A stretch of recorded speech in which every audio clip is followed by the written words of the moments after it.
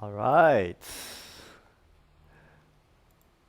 All right. Good evening to all of you. Very blessed, happy, belated New Year to all of you.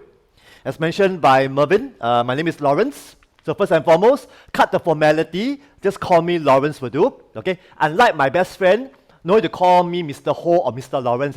Calling me Lawrence will be just fine. Okay. Good. All right. Secondly, if you have any questions pertaining to whatever that's covered for this module, you should be emailing to this particular address. Let me just type it out for you. Okay, so the address is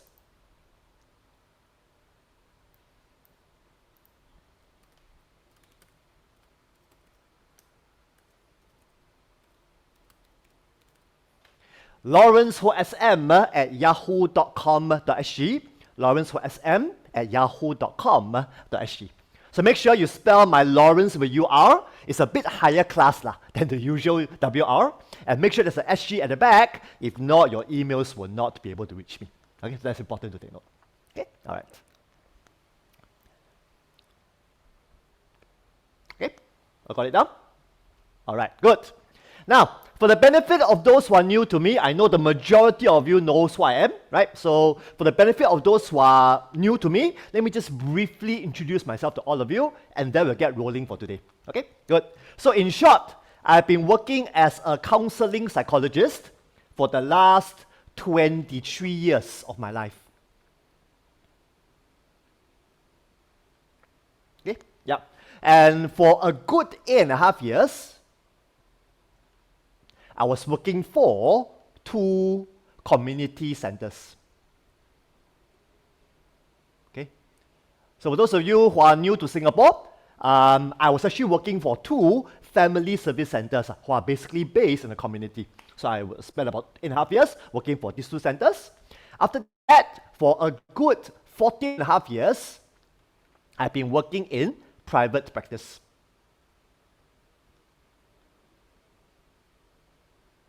So basically what I do for the last 14.5 years, I see clients privately, I supervise counselors quite a fair bit, I also teach and train quite a fair bit as well.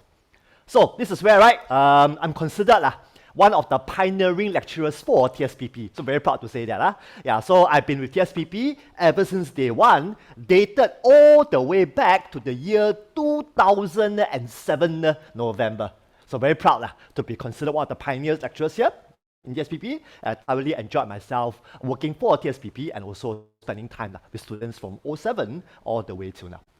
Besides TSPP, I'm also heavily involved in this other organization called SUSS, which stands for the Singapore University of Social Sciences. We have our very own Bachelor's in Counselling program. I've been in that program ever since the first batch, 07, all the way till now as well. Yeah, so these are some of the things I've been doing from the late 1990s all the way until now. Okay, all right. Okay, so before we get going, right, a few things to take note. Now, throughout our time together, you'll notice that there will be times where I'll be looking to my right, which will be on your left. Why is that so? It's because on my right, I have a pretty big monitor where all your videos will be transported onto the monitor whenever I share screen. Now what Mervyn says, I'm a lecturer who believes in looking at my students' faces. Why?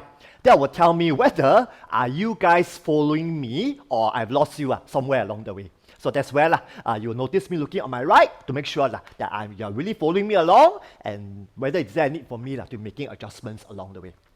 There will be also times where I'll be looking to my left. Why? Because on my left I have a laptop where it will show me whether whatever that I'm sharing screen on, whether is it the right attachment, basically. So this is where you will find me looking on my right, on my left. It's not because I'm distracted, it's just my way of making sure that whatever that's being done in lesson time is really effectively done, basically. Okay.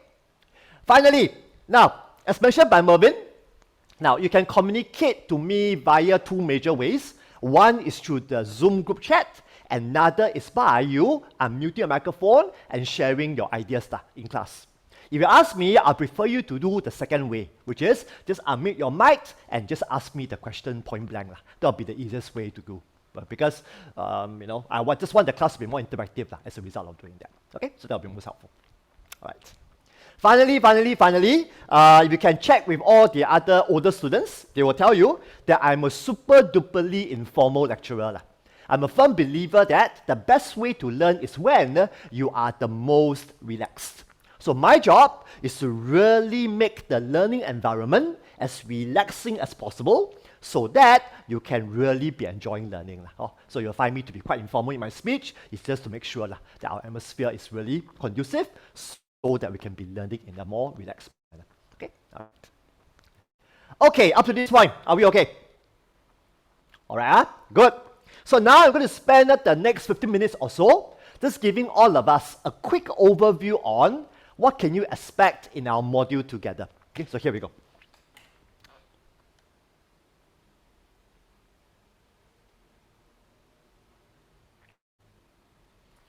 Okay, so basically, I've divided this particular module into 3 major components.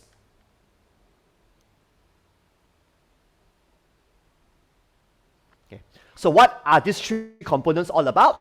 Well, the first component is really about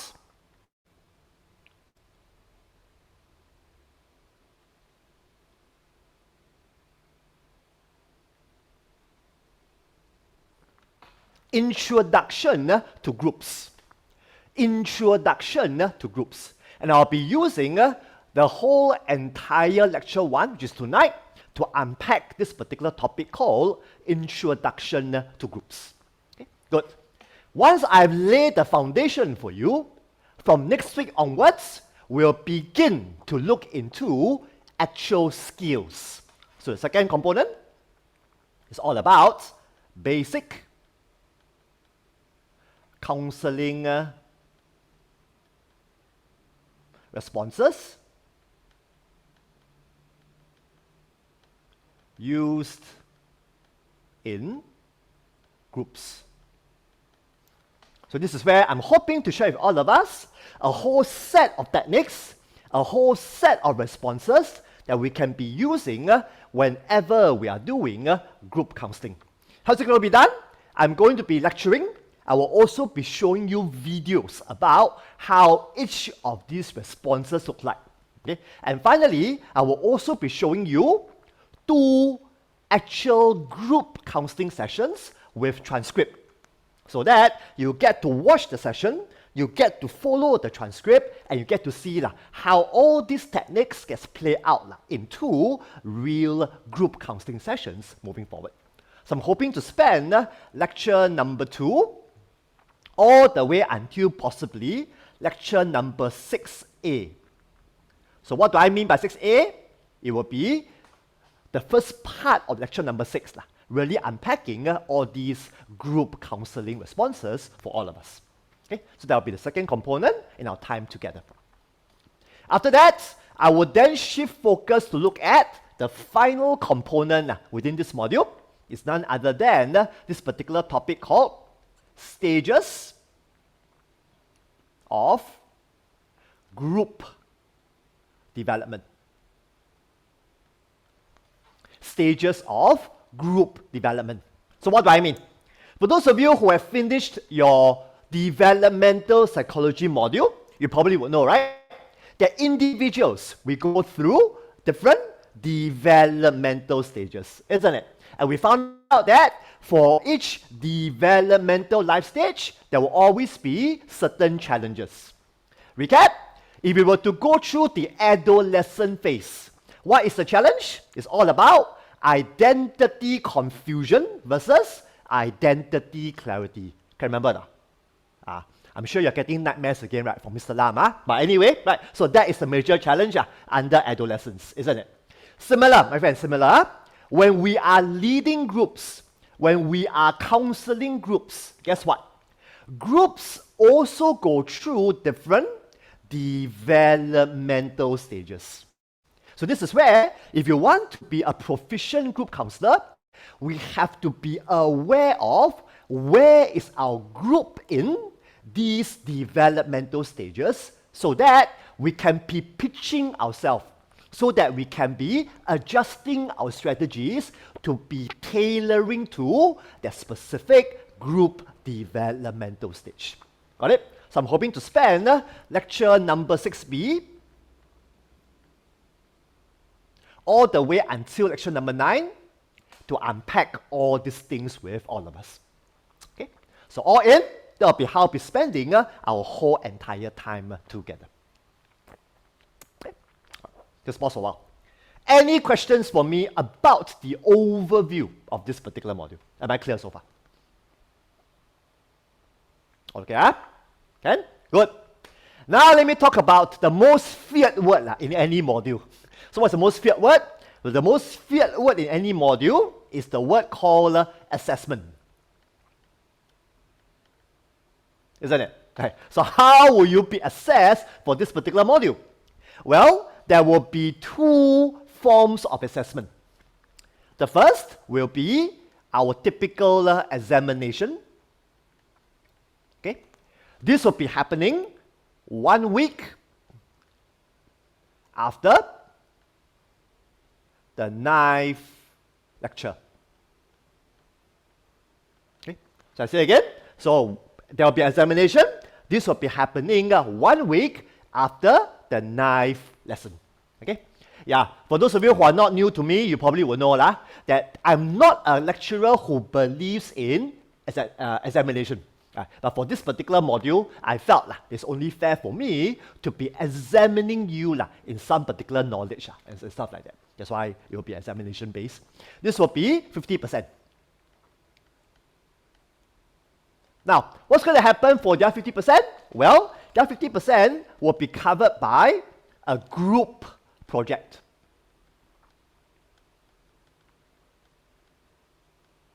A group project. Since this particular module is about group counseling, I felt that it will be only fair for all of you to be doing a group project together. Let me quickly just give you an overview about what it is. I will tell you more about this group project as we go along the way. Now, this group project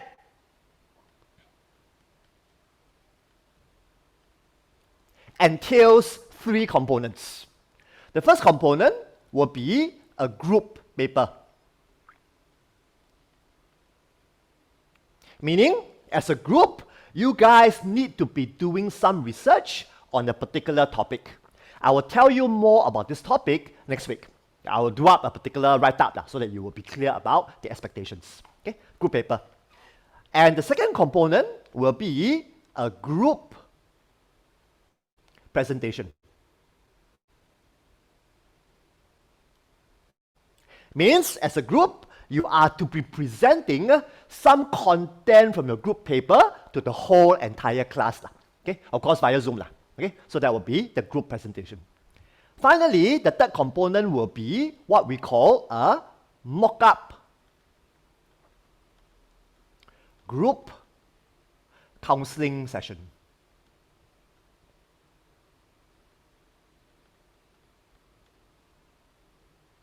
In other words, right, this component is really about, as a group, you are to do up a mock-up counseling session, applying whatever that I've taught you in the second circle here. Got it? So I say again. So for the third component, the mock-up group counseling session, as a group, right, you have to nominate one particular member to be the group counselor, while the remaining few of you will be the group member.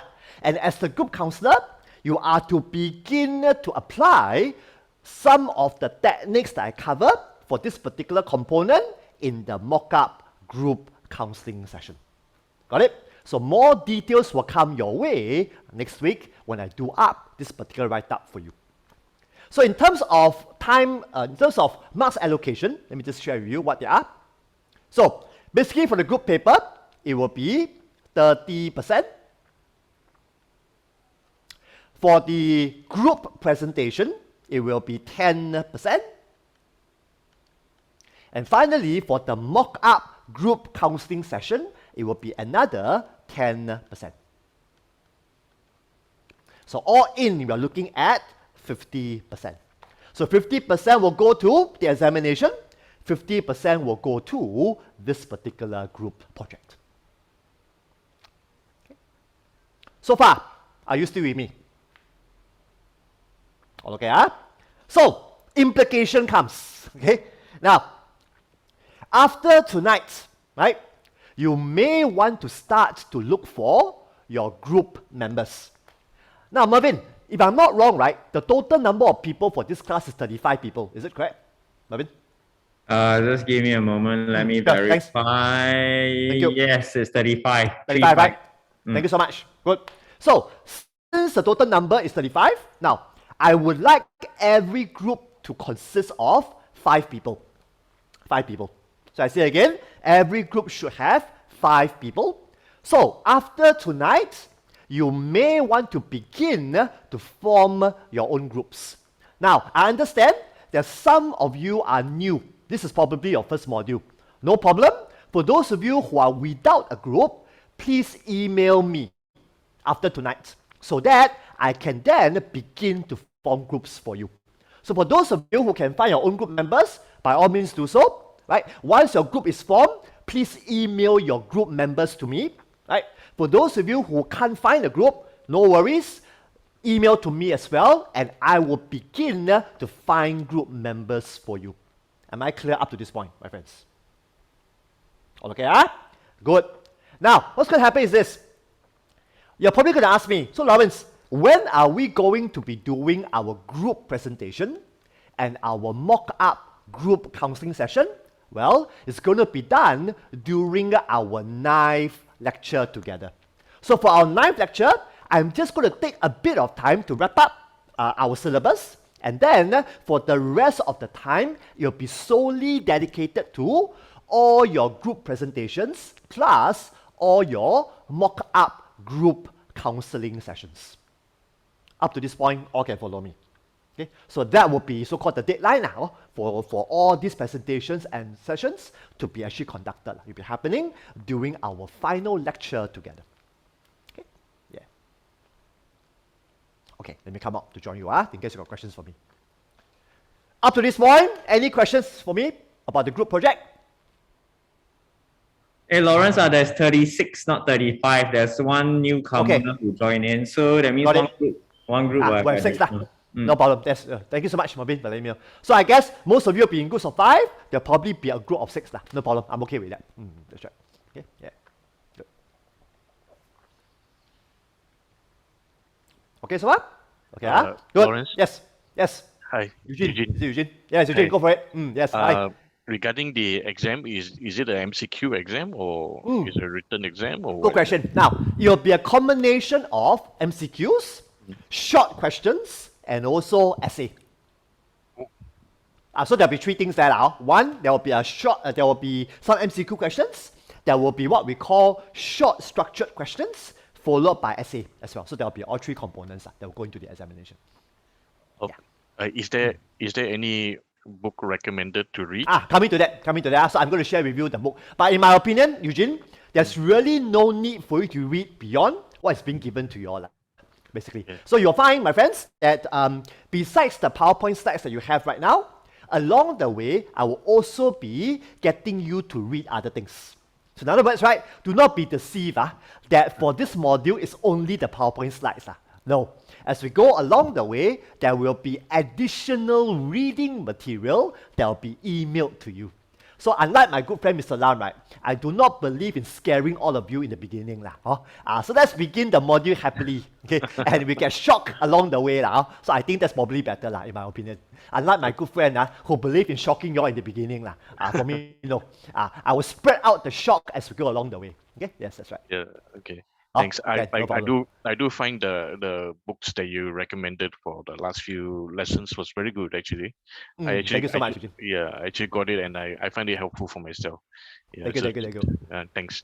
Okay. That's all, Eugene. Eugene, you know me by now. I'm a person who do not believe in recommending complicated, high-level power-packed books. I always believe that it should be books that I can understand.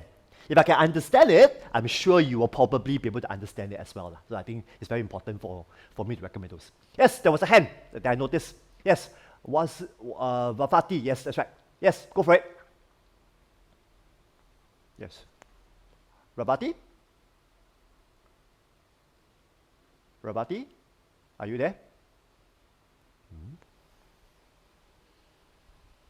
Yes, can send past year questions so that we have, okay, probably not, probably not. Yeah, that's right, yes, right, probably not, yeah.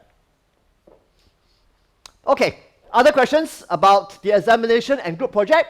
My friends, I assure you, by next week, when I do up the write-up, everything will be clearly spelled out for you, I can assure you that. Okay, so you can ask me more questions after the write-up is being emailed to you along the way. Okay, now let me follow up on Eugene's question about books. So come, let me just share with you something. Now, like I said just now, there's really no need for you to buy any book for this particular module. But if you really want to buy some books, now comes the recommendation. Well, if you look at your lecture slides or PowerPoint slides, you'll notice that I basically will be using 2 particular books throughout our time together, or maybe 3 books basically. So those might be the 3 books that you may want to consider buying. You'll find, right, that I'll be using one particular book by Corey. It's called Group Techniques for the Stages of Group Development. That's a pretty thin and easily understandable book for you to buy if you're interested. And I'll be using another book that will cover the group counseling techniques. Once again, that's a pretty thin book as well that you can buy if you're interested based on whatever that I share in our time together. So 2 very thin, easy to understand books which you may want to buy if you're really interested in doing so. But like I said, there's no need for you to buy them if you just want to do well for this particular module. Okay. All right. Sorry, Mr. Rons, what book is that? Okay, let me just show you. Okay, so the first book, let me just give me a second while I open it up. Okay, hold on, voila. Give me a second.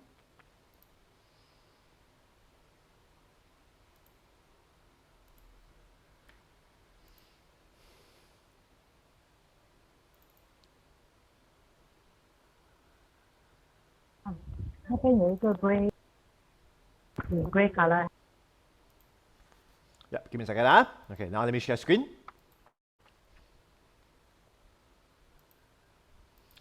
Okay, so the first book is this particular one. Okay, so if you look at the PowerPoint slides, lecture 2 to 5, if you scroll all the way down to the last slide, you will see this particular book. It's called Basic Counseling Responses in Groups. Written by 2 guys, Heaney and Lesponi. Okay, so this, in my opinion, is a pretty good book. Thin, easy to understand, pragmatic. There are a lot of transcripts in this particular book that will show you how the responses I'm going to cover, how is it being applied in real-life group counseling sessions. So in my opinion, it's a pretty good book to buy if you're seriously thinking about moving on to become a counselor.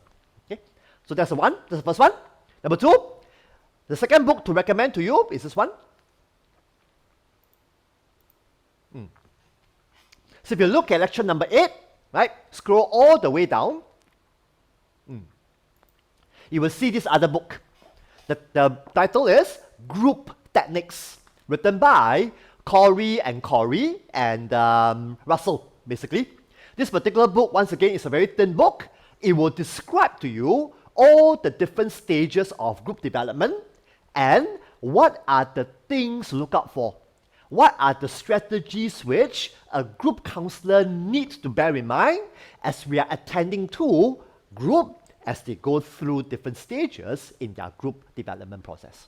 So once again, it's a pretty practical book. If you want to buy it, you are more than welcome to buy it as well.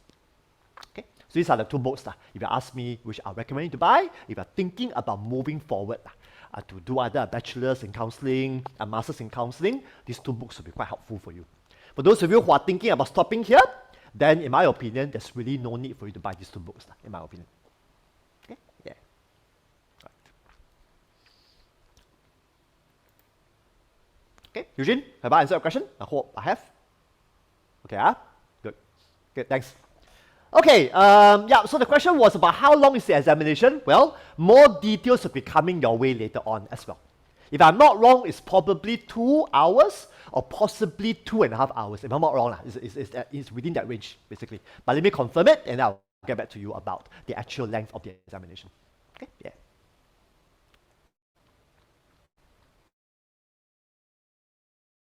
Mr. Lawrence. Just take a pause. Mr. Lawrence, Other the questions exam about... that you mentioned, Yes. 2 hours. Yes, Trita. Like, is Yes. it an MCQ question or how is it? The question. Okay. As being asked just now, right, it'll be a combination of MCQ, short questions, and essay as well. It'll be a combination So of all within three. the 2 hours, we have to finish all that. You got it. That's right. You got it. That's right. Oh. Yes. Correct. Yes. Okay, that one is like we come in person or we do online. How I'm is not that? sure, because I know that you guys have done MCQs via Zoom as well, right? Yes. If I'm not wrong. Yes. So I'm not sure. I have to clarify that with the team lah, and I'll get back to you about the format later on in our time together. And So more details will come later on. That's thank you, Mr. Lawrence. No problem. No problem. All right. Okay. Good. Okay, so far? All right. Okay, without further ado, let's get straight down to work, shall we? So here we go.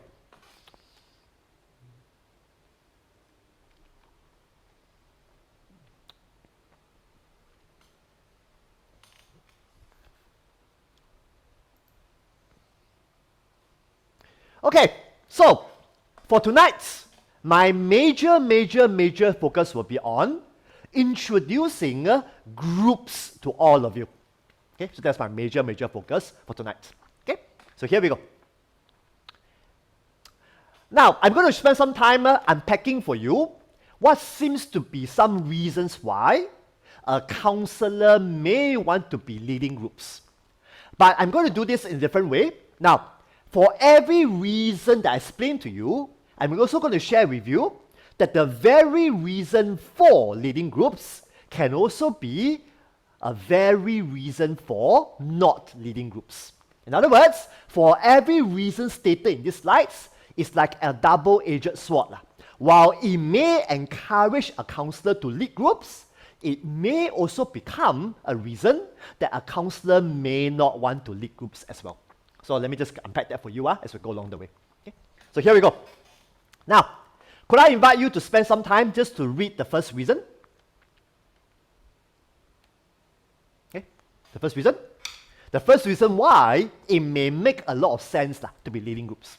Okay?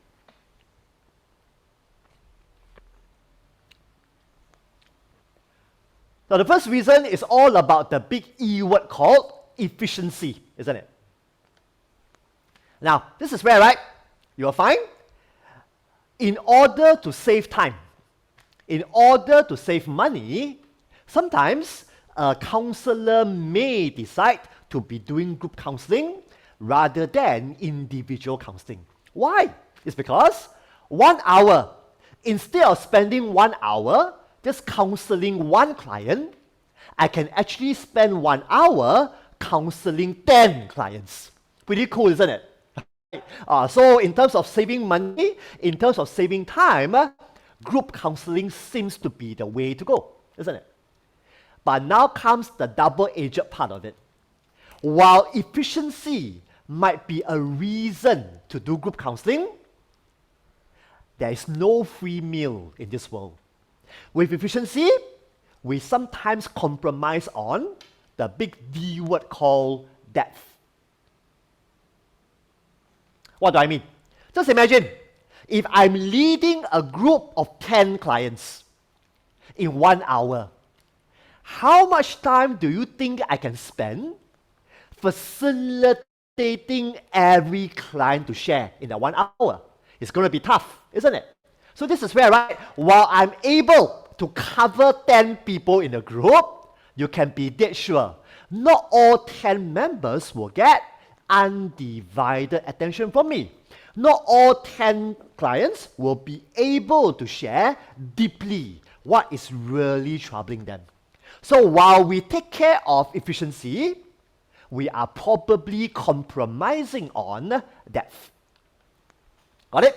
So there's really no free meal in this world, right? While you take care of one, you probably will be neglecting the other. Okay, right. Now let's take a look at the second reason, shall we?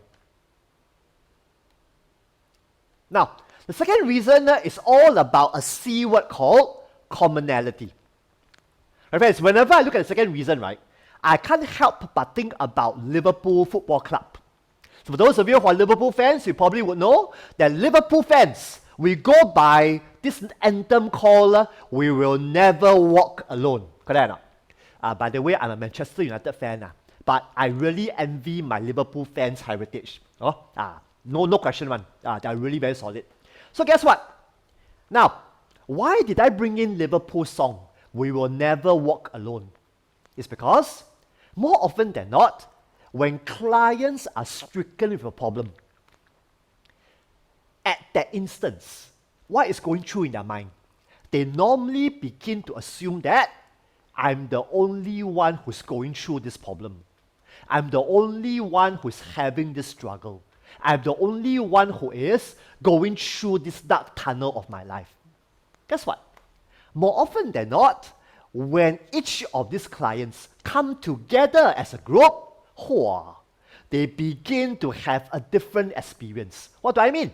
As they hear their group members share about their issue, they begin to say to themselves, wow, I thought I was going through shit.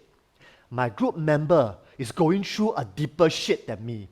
I thought that I was going through the darkest tunnel of my life. Wow, hearing my group member just share what he's going through. Wow, his tunnel seems to be darker than mine. What's happening here? Groups have a power of making individual group members begin to feel that they are not alone. They begin to feel that I am not journeying alone. I am not going through this dark tunnel alone. I am not the only one who's having this experience. Got it? So this seems to be one of the major reasons why groups is so powerful than individual counseling, because of the commonality experience that we all share. So I remember one of my good friends actually went to Liverpool to watch a match, and he told me that when the whole entire stadium sang "We Will Never Walk Alone," he tells me, wow, it's like suddenly, right, no matter which country you come from, what race you belong to, what social economic status you are in, all that doesn't matter. We are all having this commonality that we are behind our Liverpool Football Club, the club that we beloved so long. Got it? So the commonality feeling, nothing beats that when you're in a group. Similar in counseling, nothing beats that when we are able to make the group begin to have that common experience. My friends, now comes the problem. While we can be joined together for a commonly good purpose, we can also be joining together for a commonly bad purpose. What do I mean? Now, in our time together, you'll be hearing me share with you a lot of cases, a lot of groups that I've led through my career. Now, in my career, I have a chance to be leading and facilitating groups which involves family violence. So what do I mean? Let me come out to join you. We pause the recording for. Right. Okay, moving forward. Now we come to the fourth reason. This one is very important. The fourth reason is really about this idea called sense of belonging. My friends, that's the reason why, right? Human beings, we usually would want to be a part of an association, isn't it? So it can be, for some of us who are richer, we may join some private clubs. For some of us who are not as rich, we may join some community groups, isn't it? But make no mistake, no matter which level you're at, no matter what society you come from, it's basically a human need to belong to somewhere. It's a human need to belong to at least one group, isn't it? Same thing here, right? Whenever we are doing group counseling, right, more often than not, the groups that we lead will also make every group member feel belong to the group. So let me share with you a very touching story which I encountered. Same thing, I was leading another group for men who uses family violence on their wife. Okay, a bit sensitive, let me just pause the recording for a while.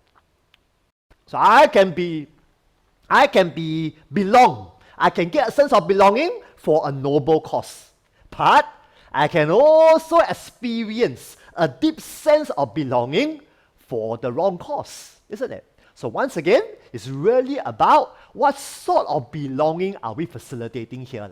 Is it really for the right cause, or is it really for some potentially damaging cause, even potentially unhealthy cause? That's something that we have to ask ourselves as well. Okay, right. Okay, moving on. Back to the slides. Okay, then we come to this particular other reason called skill practice. So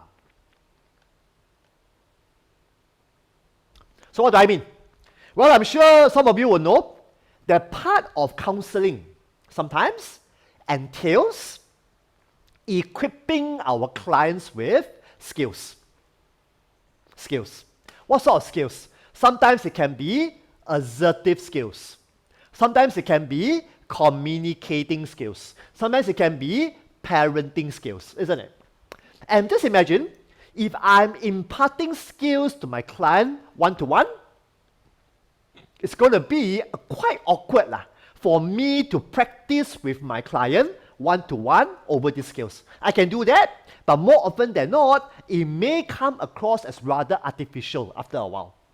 But in a group setting, that is where skill practice becomes so much more natural.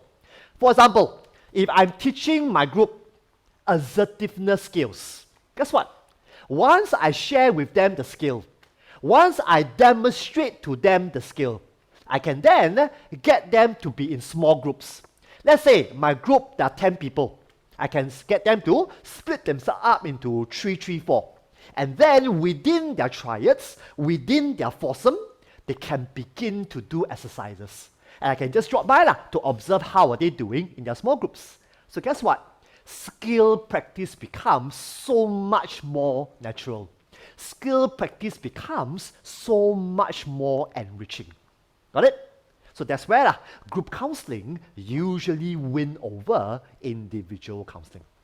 Over there. Okay? And along with skill practice, another very important reason is here, feedback. So reason number 6 is linked to reason number 5. Okay? Feedback. So what do I mean by feedback? So over here.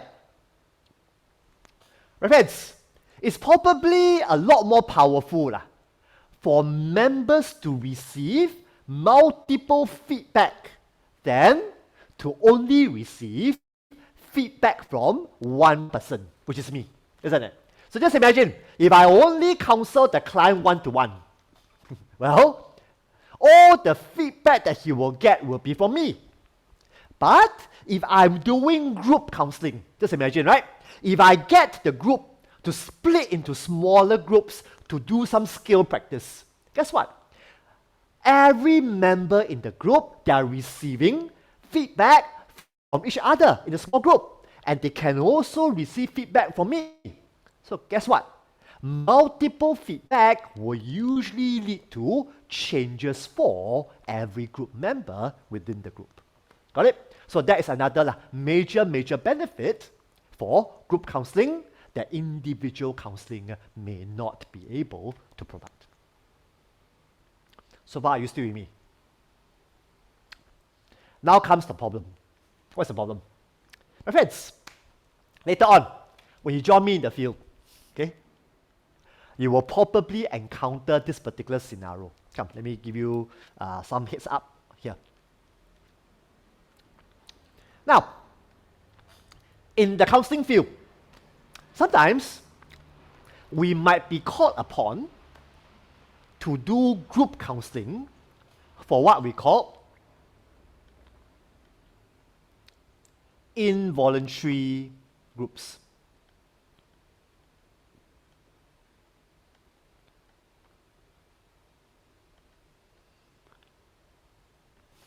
So what do I mean by this word called involuntary groups? Now, well, it refers to sometimes clients may not want to come for group counseling, but for whatever reason, they are being forced to come for group counseling. Example, for those of you who are aspiring to become a school counselor,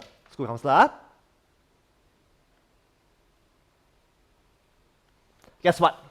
It's quite common for school counselors to run involuntary groups among students. Example, when I was working in Care Corner, right, I actually led more than one anger management groups for students within schools. So let's say, for example, right, if I'm leading this particular group, okay, anger management. Okay. Let's say my group has 8 people. Let's say 8 people. I'm here, for example, 8 people. 1, 2, 3, 4, 5, 6, 7, 8. Just imagine all 8 of the students are there not because they want to, but because they have to. Let's say being sent by discipline master, being sent by the principal, being sent by some teacher. Let's say all of them are there because they are being forced to be there due to some disciplinary problems that they have exhibited in their school life. Let's say, for example, among the 8, there's one particular group member who is kind of voluntary. In other words, let's say, right, let's say I call them A, B, C, D, E, F, G, H. Let's say, right, out of these 8 members, let's say H is the only one who is kind of voluntary. Meaning, right, while he was forced to come for the group, inside, he felt that maybe I do have an anger problem.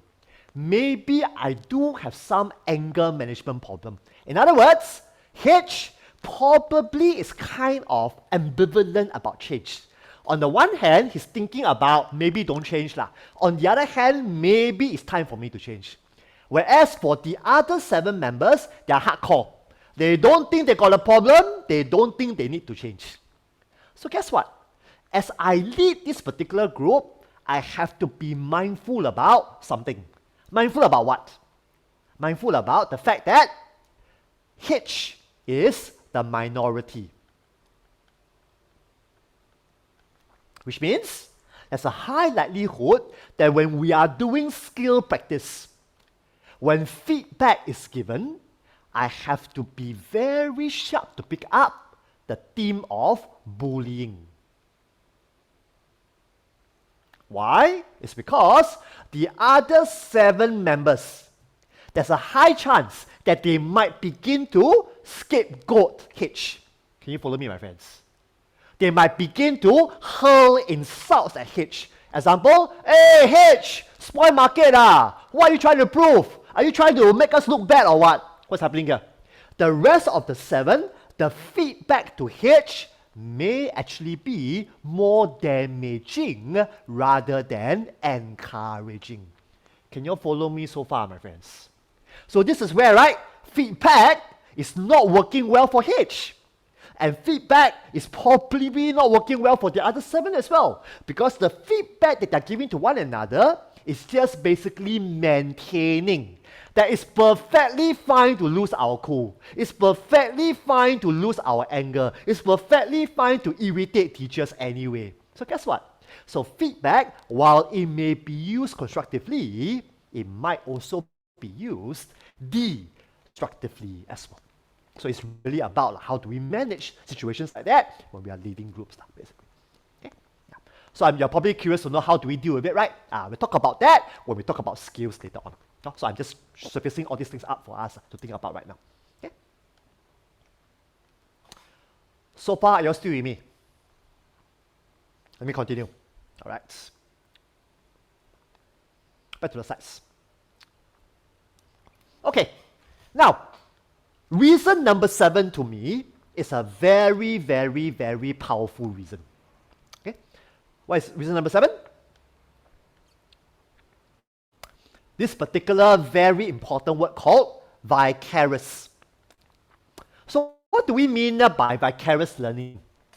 Now, for some of you who are quite interested in personality tests, you probably will have heard about this particular test called the MBTI. Right? Which stands for Myers-Briggs Type Indicator. And you probably will know that within the MBTI, there's a particular skill that we measure, which is, are you more of an extrovert or are you more of an introvert? All familiar with this term? Extrovert, introvert? Okay, now comes the best part. Now, research tells us that if I happen to be more inclined towards introversion, I tend to learn more through vicarious learning. That's the reason why, my friends, research are beginning to show what? That Zoom training, Zoom teaching is actually benefiting who? Zoom teaching, Zoom learning is actually benefiting who more? Introverts. You know why? Because finally, our introverted friends, they do not feel the pressure as much. Oh, wow, I have to talk in class. Oh, while all my extroverts are busy talking, giving inputs, there I am having to be so panicky, so anxious. Ayo, what should I say? What should I say? What should I say? And as I begin to summon courage to say, someone else say before me already. And then the teacher will start to say, Lawrence, why are you so quiet? But the teacher doesn't know that I am struggling to give input. And because I take a longer time, he thinks that I'm not trying hard enough. So guess what? So a lot of my Zoom clients, I will so applaud. When I see them face to face, they are usually very quiet. When I ask them a question, I have to park it with them for a long time before they give me an answer. But via Zoom, something changed. Via Zoom, I ask the same question, the time for them to reply becomes shorter. Even if they don't reply, right? You will find that they are busy observing. They are busy observing how other students are giving input. They are busy observing how other group members are giving input. And guess what? That becomes learning, that becomes enriching, especially for introverted clients. Got it? So once again, this is something which, in my opinion, group counseling would offer, which individual counseling may not be able to offer. But once again, my friends, I'm sure you know by now, right? If I am busy picking up through observation, what am I picking up? So if my gang of group members, they are all exhibiting, right, unhealthy behaviors, they are all exhibiting harmful behaviors, there I am busy picking up what I'm seeing. Guess what? I will probably be picking up harmful behaviors. I'll probably be picking up unhealthy behaviors as well. So I guess it's really about what are the majority members exhibiting. So that for those who are more silent learners, we hope that you'll be picking up the right things rather than the potentially harmful things. So those of you who have gone through your foundation side, you probably can remember what my good friend taught you. This particular guy called Albert Bandura. Remember him?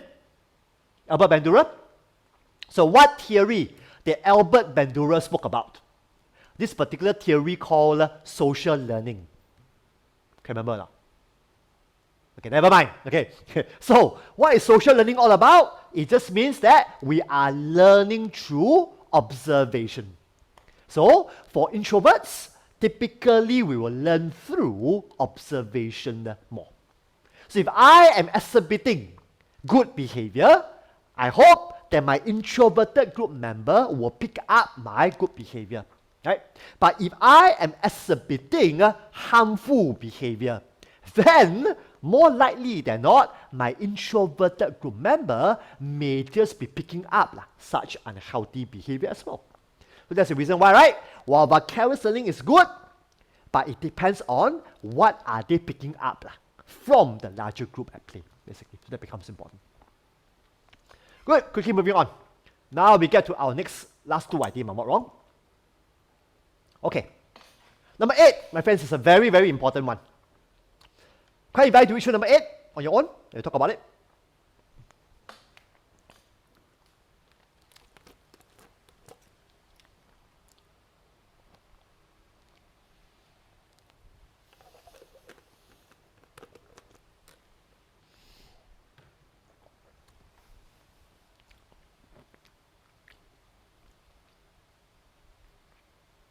Okay, all done?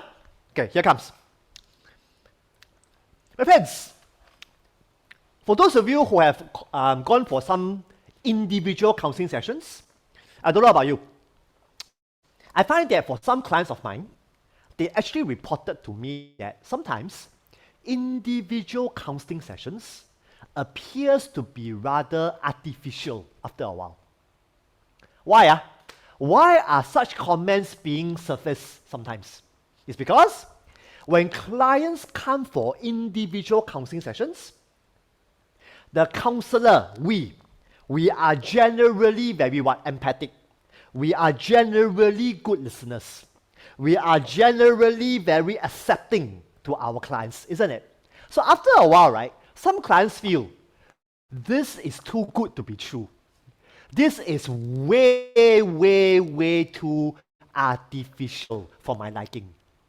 So guess what? This is where group counseling becomes a lot more real. Why do I say that? When you go into any group, what will you encounter? You will encounter different personalities, don't you? There might be 1 or 2 members that you are quite comfortable with. At the same time, there might be 4 or 5 members which you may have some reservations with. And then there might be 1 or 2 members that might even frighten you, isn't it? So guess what? Now we are talking about a more real situation. We're talking about a more representative environment. And this is where, right, if we are able to help group members to be able to iron out their differences, if we are able to help group members to coexist with one another, we are actually equipping them for real life out there. Because if they are able to get along with one another, if they are able to coexist with difference in opinion, we are actually preparing them for other similar situations in their workplaces, even in their family life. Can you all follow me so far, my friends? That is another major reason why I love to do group counseling. Because as I help my group members to deal with the dynamics within the group, I'm also helping them, preparing them for what's to come when they go out into the real world out there, basically. Okay, so that's something to remember. Okay, finally, the last reason.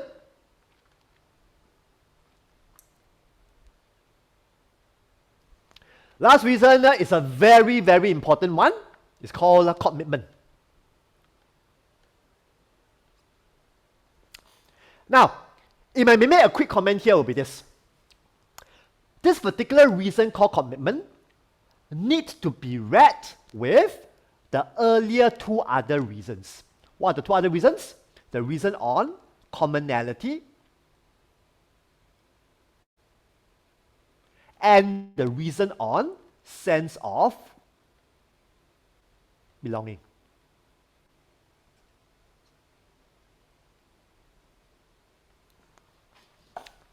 So I say again, this particular reason, commitment, has to be read together with the earlier 2 other reasons. What are the 2 earlier reasons? One is on commonality, and the other is on sense of belonging. What do I mean? Now, if I have derived a sense of commonality in this group. If I feel belong to this particular group, guess what? Naturally, I would have a sense of commitment to this particular group. Can you follow me? So pretty very simply to you, a sense of commitment will only come when there is a sense of commonality and a sense of belonging. If I don't sense that this group understands how I feel, if I don't sense that my experience is the same as theirs, if I don't sense that I belong to this group, guess what? I don't think I'll be committed to this group. I'll probably care less about whether I come to this group or not. I probably care less whether the group comes together or people go missing. I wouldn't care. But if I begin to have a deep sense of belonging, I begin to have a deep sense of commonality to this group, naturally the commitment level to this group will probably be rather high. Make sense? So this is where, right? This is where you'll find that more often than not, group counseling, if we run it well, after a while, group members will just keep coming autopilot. No need for you and I, right, to keep texting them, to send them email reminders. No need. Once the group feels belong, once the group feels there's a commonality, guess what? Naturally, week in, week out, they will show up. The commitment is there, right? But the opposite can happen as well. If there's no commitment, if there's no commonality, the commitment reason probably will also be a struggle as well. Okay, so there we have it.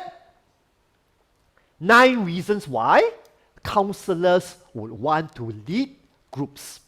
But every single of those reasons can also be a reason why we shouldn't be leading groups as well. So that's important to remember. Okay, Steph, go for it. Hi, Lawrence. Hello. I just have about maybe 2 questions, sorry. Go for it. First question is when they do group counseling, are they also doing one-to-one counseling on the side, then they do group counseling, or is it just group counseling? And then second question I have, is there from your experience, is there a certain age group that group counseling doesn't work with, or certain age group that might be more beneficial? Is there an age, minimum age consideration? Good question. Let me answer the first question first. Now, if you were to ask 10 group counselors the first question, we probably will all give a different answer. Now comes my answer.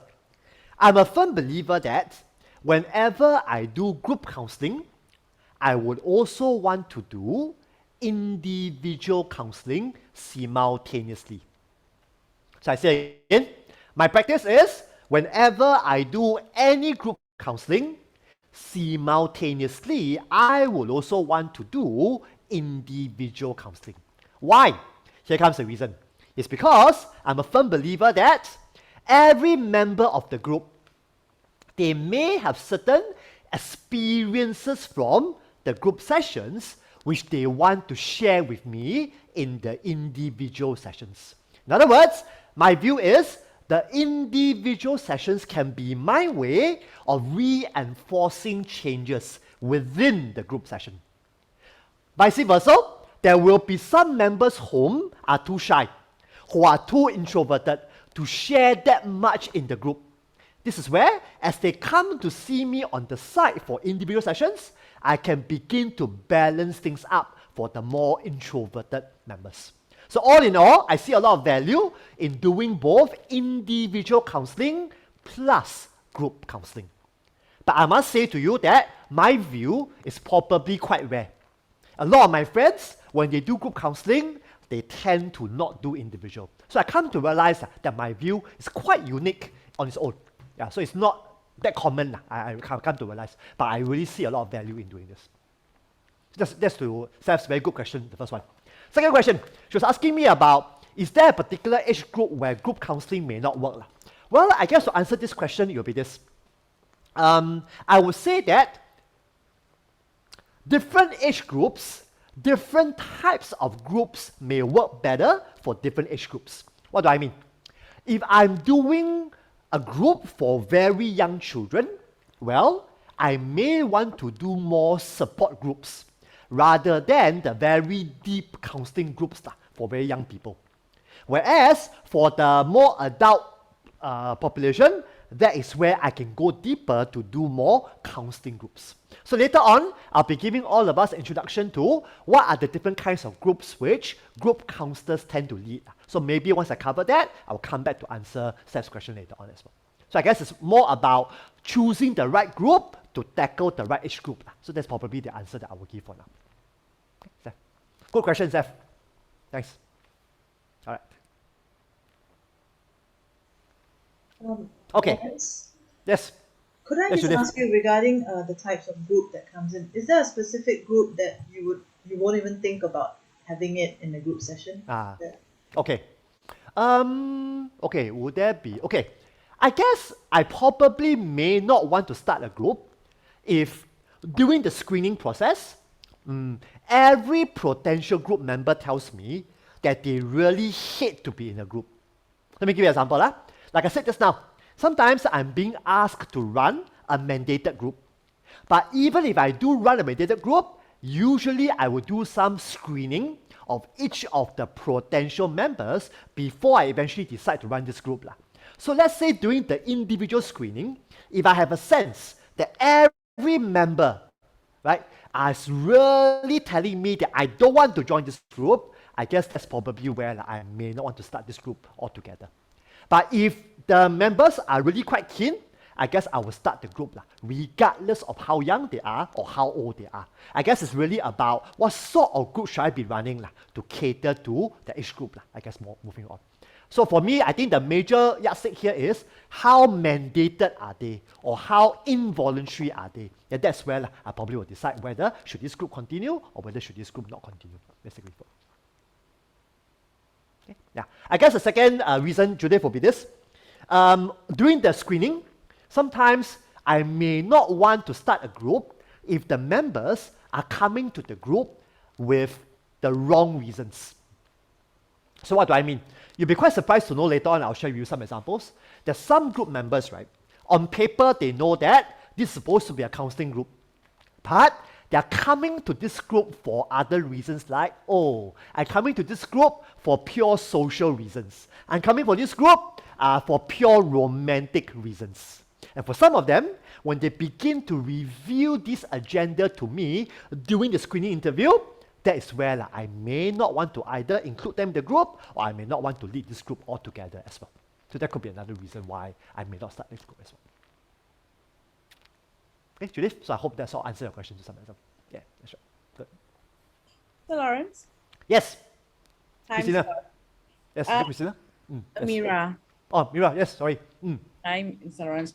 So I have a question. So if it's for reason number 7, yes. So that, for example, in a group counseling, if person A is introvert, you know that this person is introvert. Yes.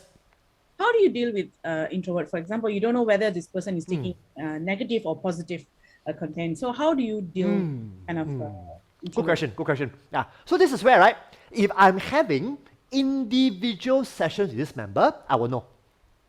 Okay. So in other words, right, in the group, this particular member may be super quiet, right? So I would be clueless about whether is he picking up the right thing or the wrong thing, isn't it?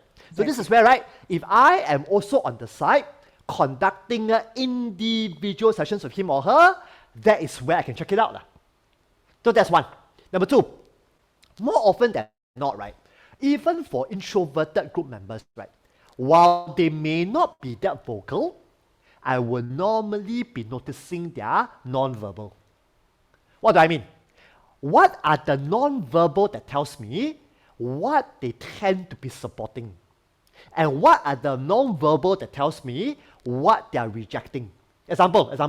Let's say the majority of the group is talking about some bad habit.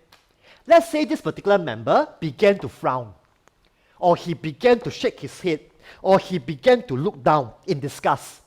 Even though this group member didn't say anything, through the non-verbal, I began to get some idea that perhaps perhaps the non-verbal tells me that this particular group member is not picking up, he's not supporting what is being spoken right now by the group.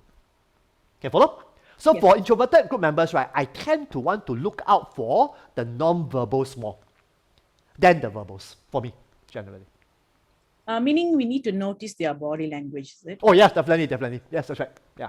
I guess for all but I tend to be more what's the word to use? More observant about introverted group members for that. Okay. So are you suggesting that we should do an individual counseling for those who are introverted? I would think so. I guess this is where we have to be a bit careful, because if I only do that for selective members, I wouldn't want them to feel as though I'm single them out as well. Okay. So this is where usually for me, I will actually open the invitation for all the group members. So I'll normally say so guys, while you guys are coming for the group, well, I'm also opening up my time to see all of you individually on the site.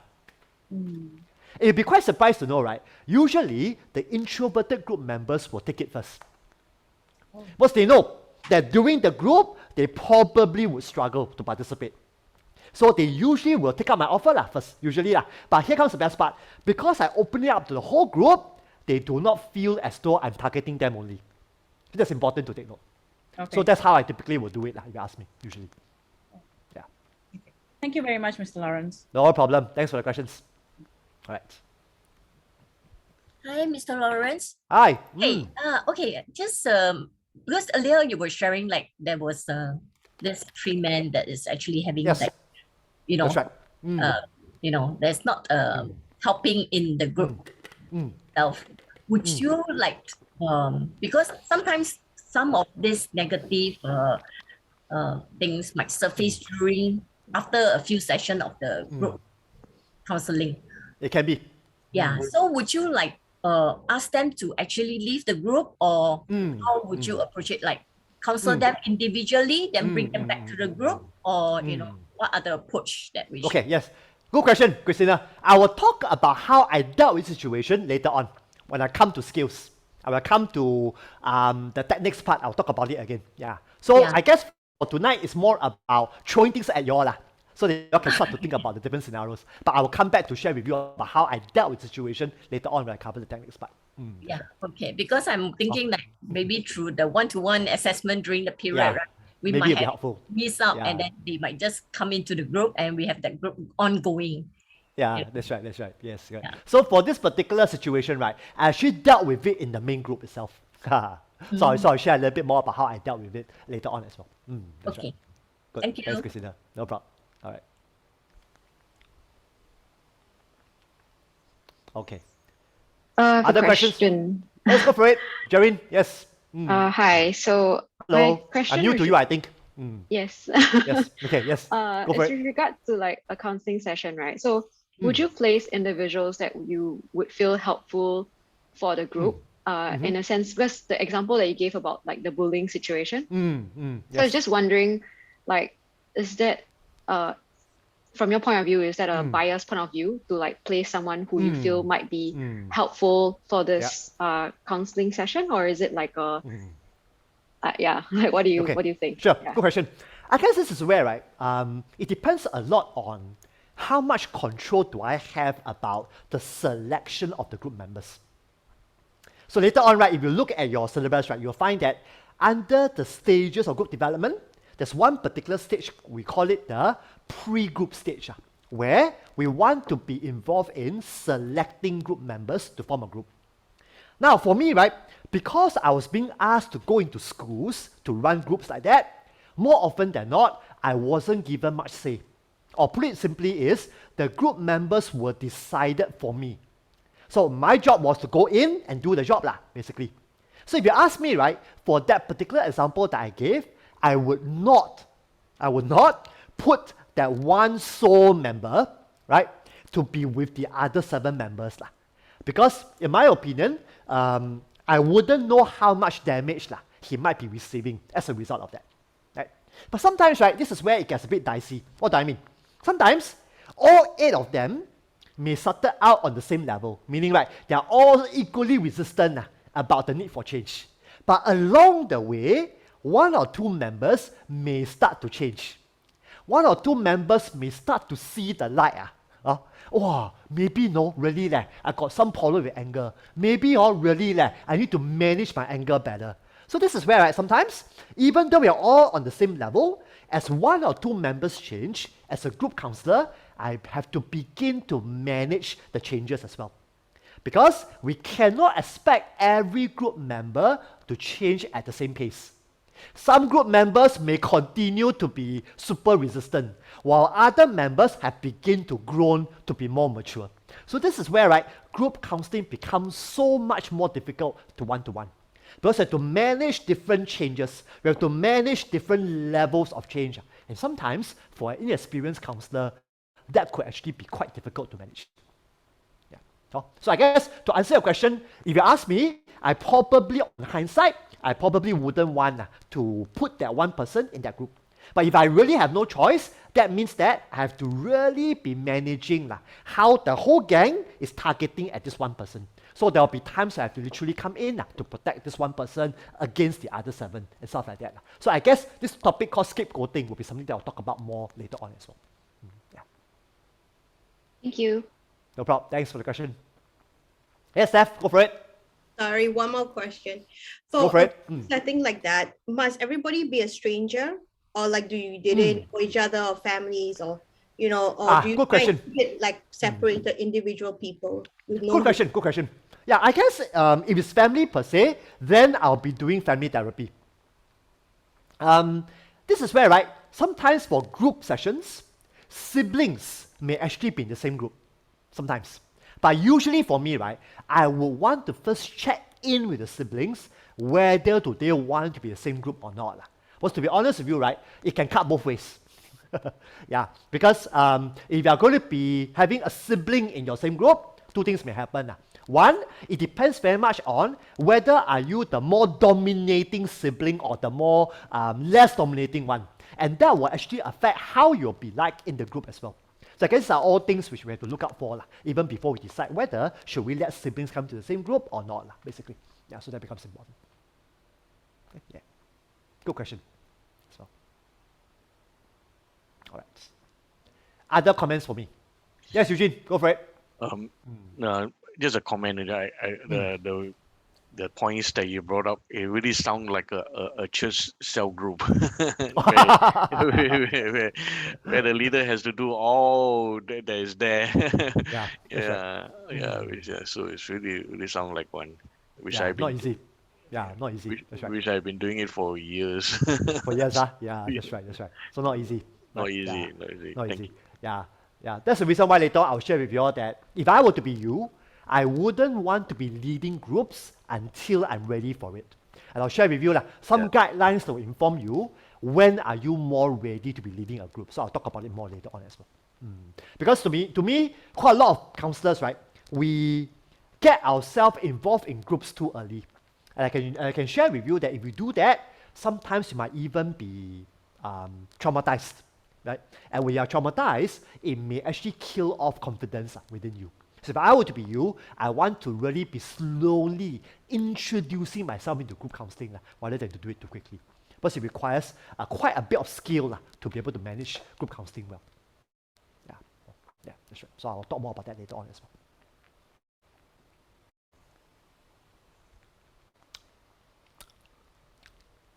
well. Okay, final comments or questions for me before I go for a break?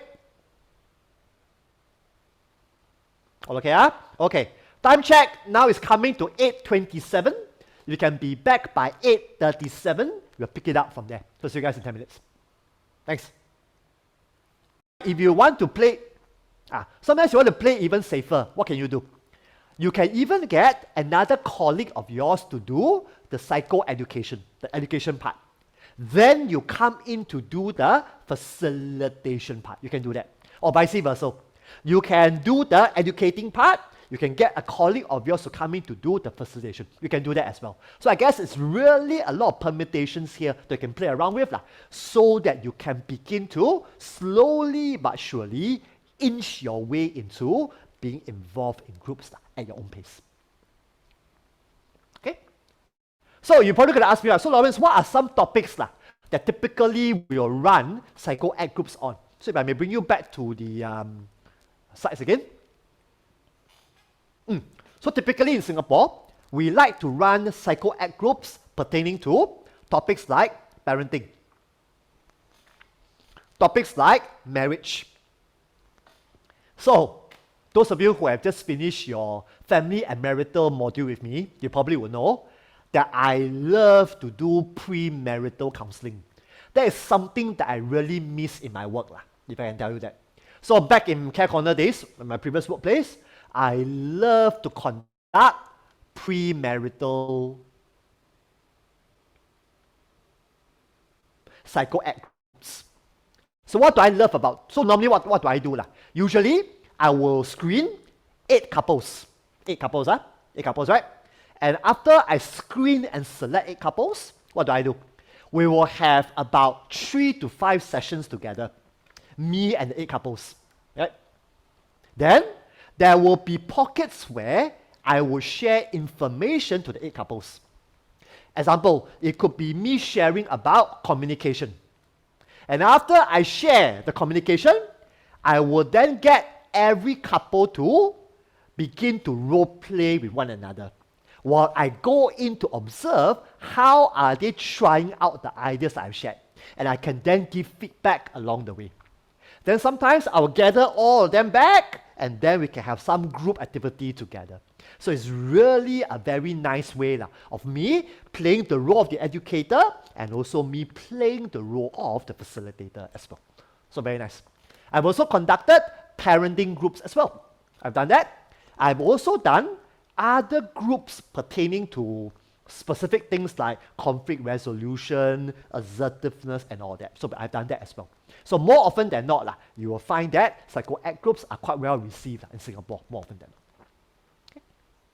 Good. So far, are we okay? Okay, good. Moving on quickly.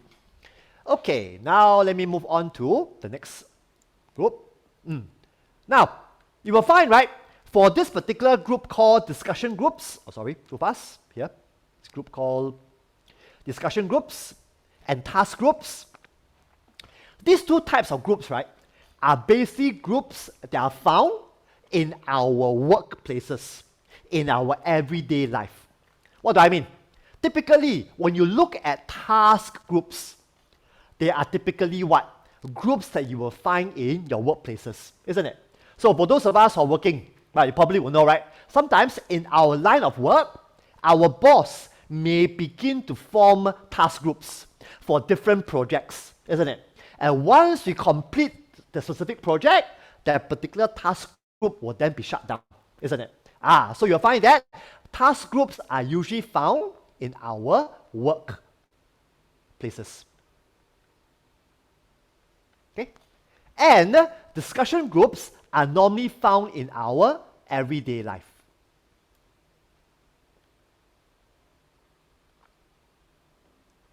Example, for some of us, we may actually join certain discussion groups. Example, if you are into book, I have a good friend of mine who actually started a book club discussion group. So once a month, we will come together, we'll share about the most recent book that I read. Then everybody will comment about my sharing. And then I also comment about someone else's sharing. What do you call that? We are discussing about the latest book that we have read. Right? So you'll find the discussion groups tend to be quite prevalent in our everyday life. More so when pandemic happens. I found that since the pandemic, there have been more and more discussion groups revolving around different topics. Because now, we may not have the chance to gather in large groups, unlike before. So what do? We begin to take it to Zoom, where we have 30 people, 40 people, 50 people. We come together for a common topic, we discuss, right? And then we leave the group, basically for that reason. So these are all discussion groups that we normally will find in our everyday life. Okay? Nothing to it. It's quite simple to understand. So now let me move you to 2 other groups or 3 other groups that's being done by counselors specifically. There comes. This one. Could I invite you now to read through this particular kind of group? It's called growth groups, or even experiential groups. Which way? And let me cover that with you in a moment.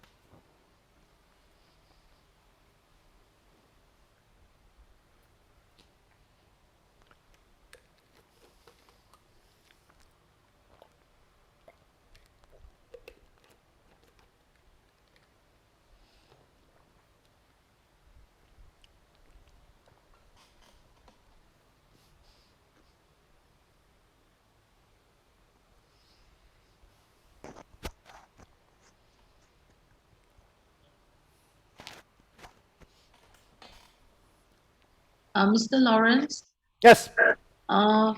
because there will be a MCQ question, right?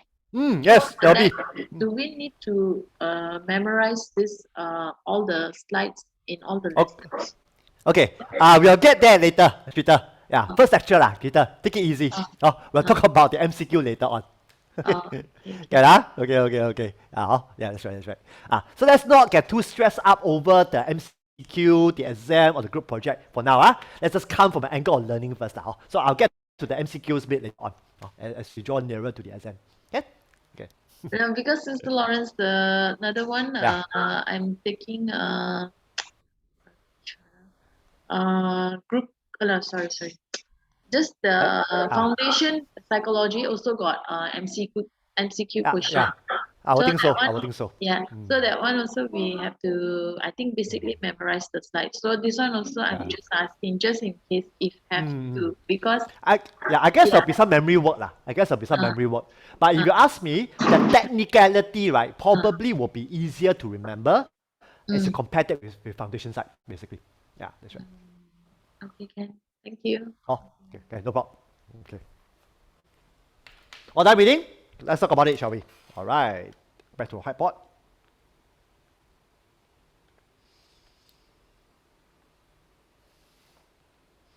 Okay.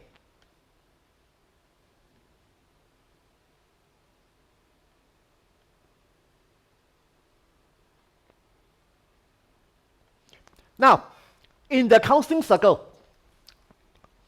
we sometimes will call such groups growth groups. Sometimes we may even use another term to describe about these groups. This other term is called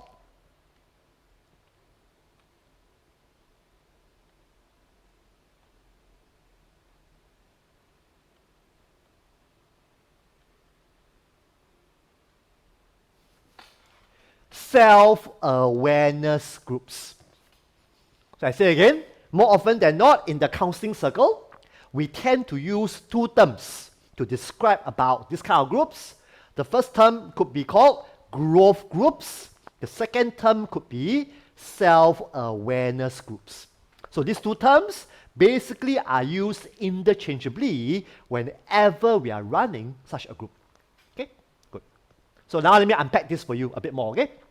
Now, very important. Why do we use the word self-awareness?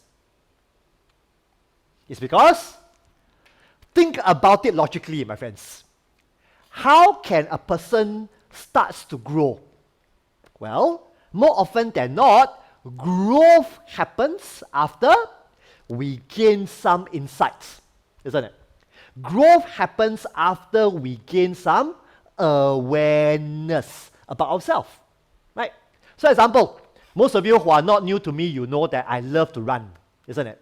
So if I were to look back at my running journey, guess what? I have grown so much as a runner because I have been gaining insight. I've been gaining self-awareness about my body, the way I run through the years, right? Same thing, if you were to look at your own life, those aspects that you have experienced a lot of growth, more often than not, the amount of growth they've achieved has a lot to do with the insights that you have gathered, the self-awareness that you have gathered through the years, isn't it? That's the reason why we always use these two terms interchangeably. With self-awareness comes growth. Without self-awareness, more likely than not, there will be no growth, period. So, given these two terms, you can probably envision what goes on in such a group, isn't it? You're right.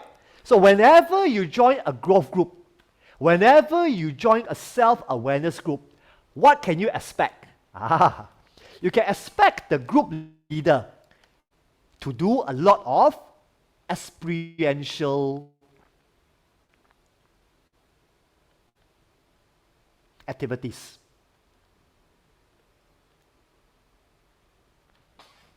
So I say again, when you join a growth group, when you join a self-awareness group, what can you expect from such a group?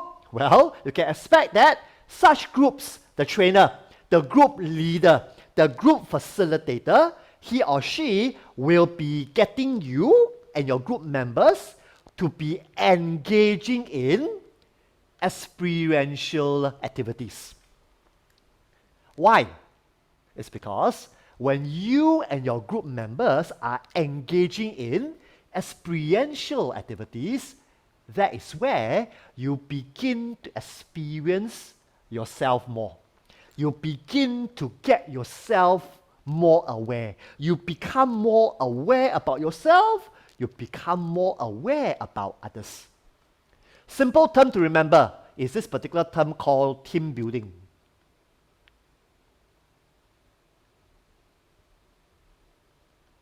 Quite familiar, right? All of us in corporate world, you probably would know, right? Every year, of course, last 2 years don't have that, but before the pandemic, if you work for a corporation or organization, more often than not, your department head, your boss may send your whole department to go for team building, isn't it?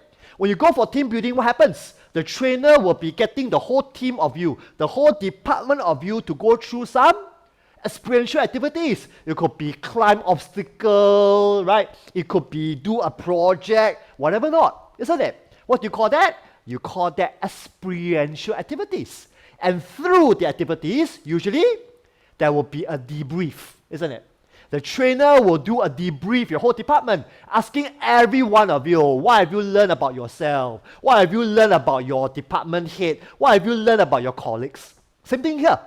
We always believe that we learn about ourselves the best when we are put in a group. Can someone tell me why? Why is it that we tend to learn more about ourselves when we are put into a group? How come? What's the logic behind it? You get to know how you behave in social situations.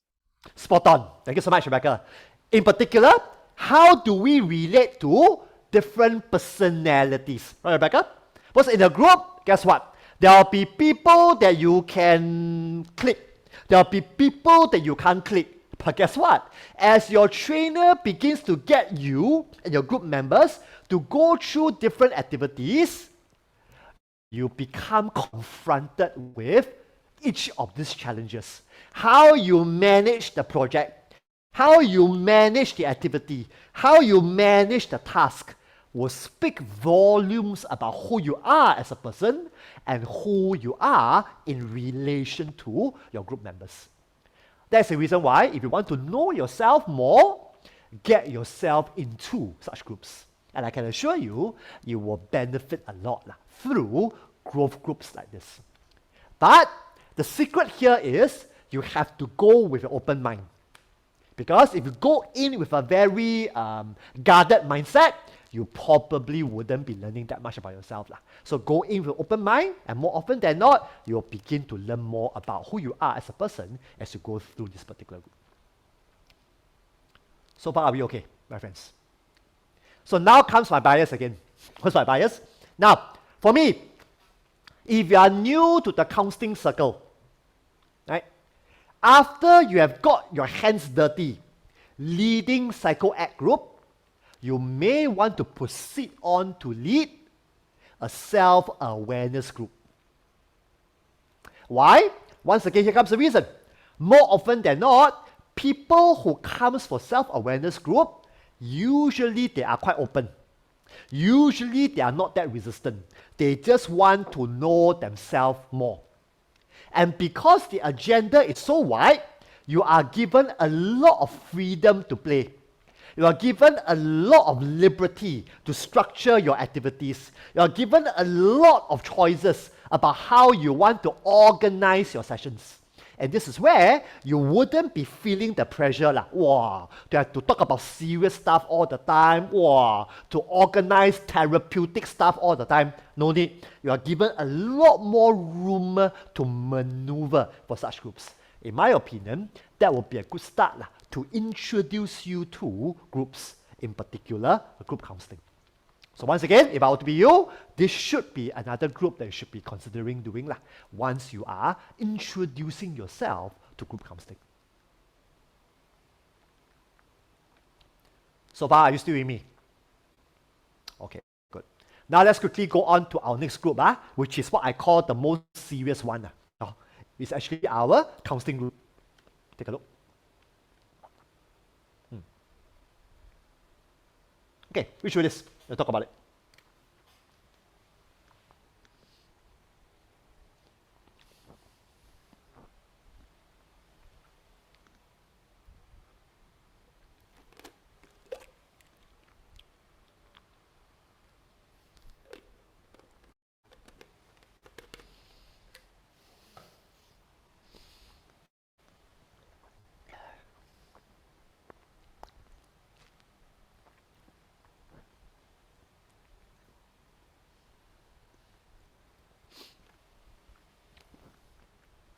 All done? Let's talk about it.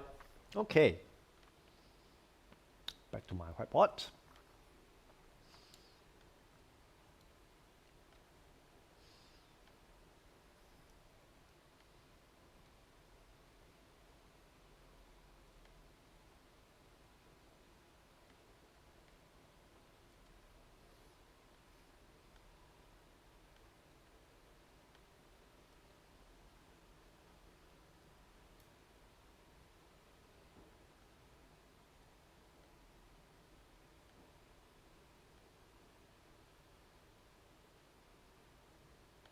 Okay, now, you will find that growth groups and counseling groups, there are some similarities between the two. What seems to be similarities? Well, the similarities is both types of groups, we are focusing on the individual. Meaning, we are trying to help individual group members to begin to become more aware about self, and hopefully, with the awareness, they can make changes in their life. So whether are you going into a growth group, whether are you going to a counseling group, ultimately, we hope that both kinds of groups will lead to individual group members to begin to grow, to begin to make changes in their life. That seems to be the commonality being shared by both groups. Now comes the major difference. What's the difference here? Now, for growth groups, it's more open-ended. It's more about knowing self.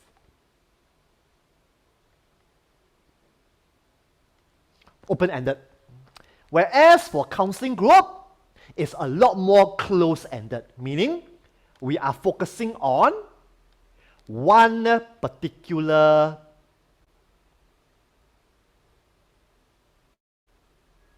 aspect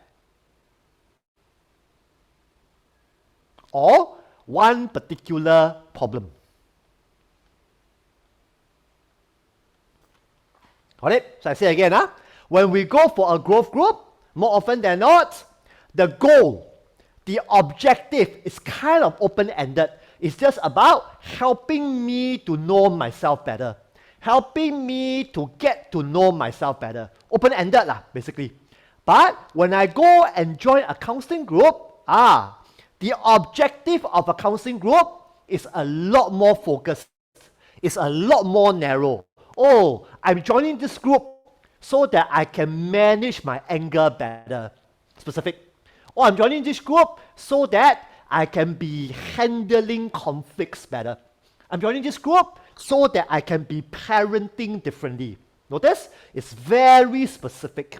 It's very, very narrow compared to a growth group. Okay, follow me so far, my friends. And now comes the best part. What's the best part?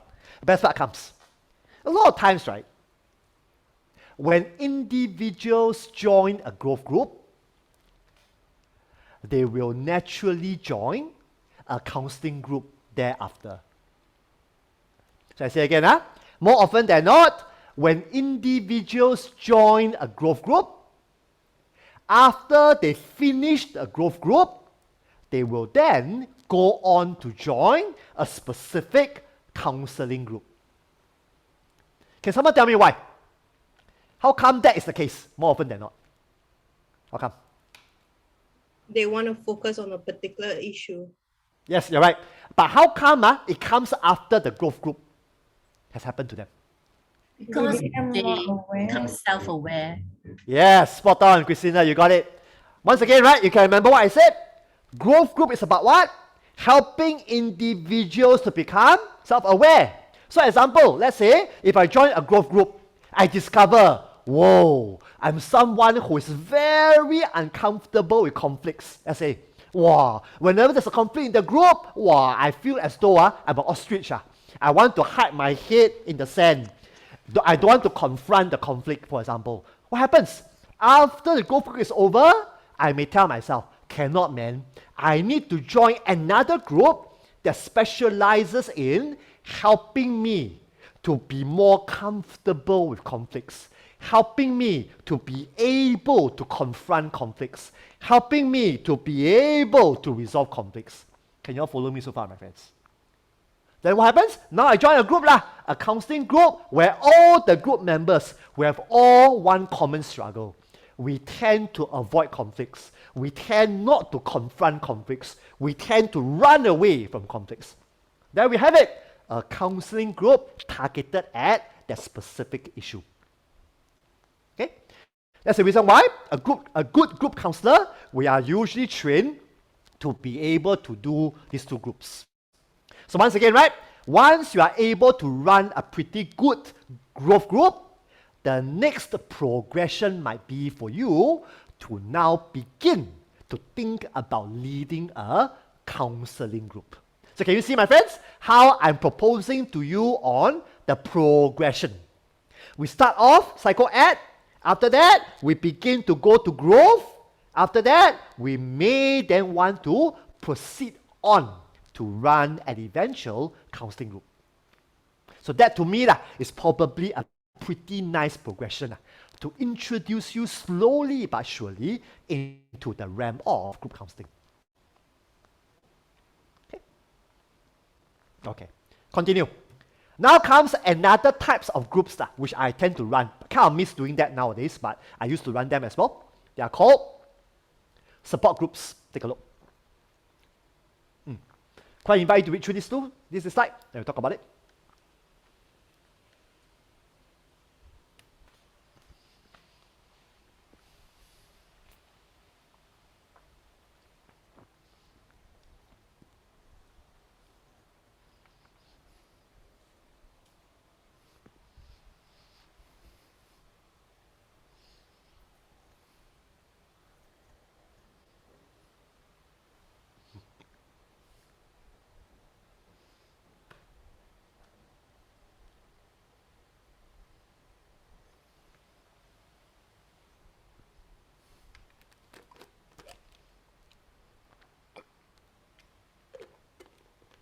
Okay, all done? Good, here we go.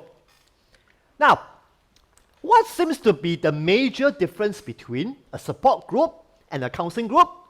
Well, a support group is where you will find, here, this part. A support group is where the group leader tends to play a more minor role.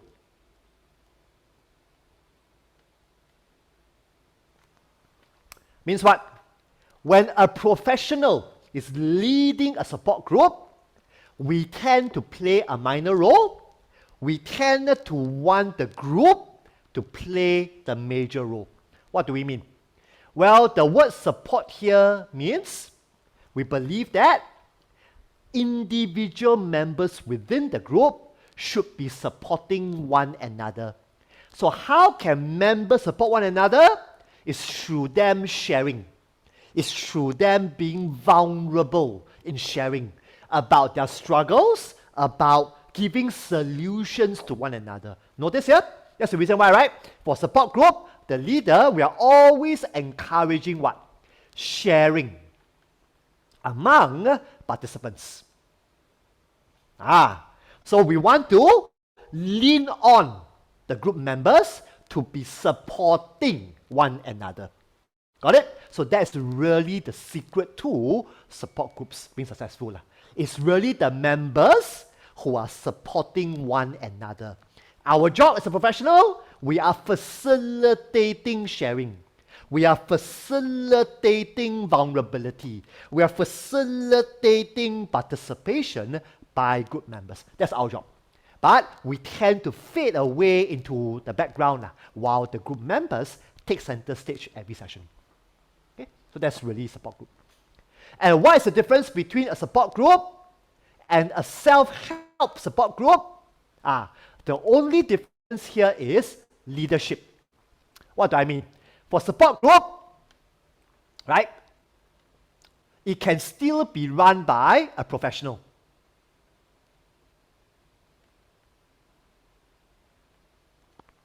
However, a self-help support group, more often than not, the leader is a lay person.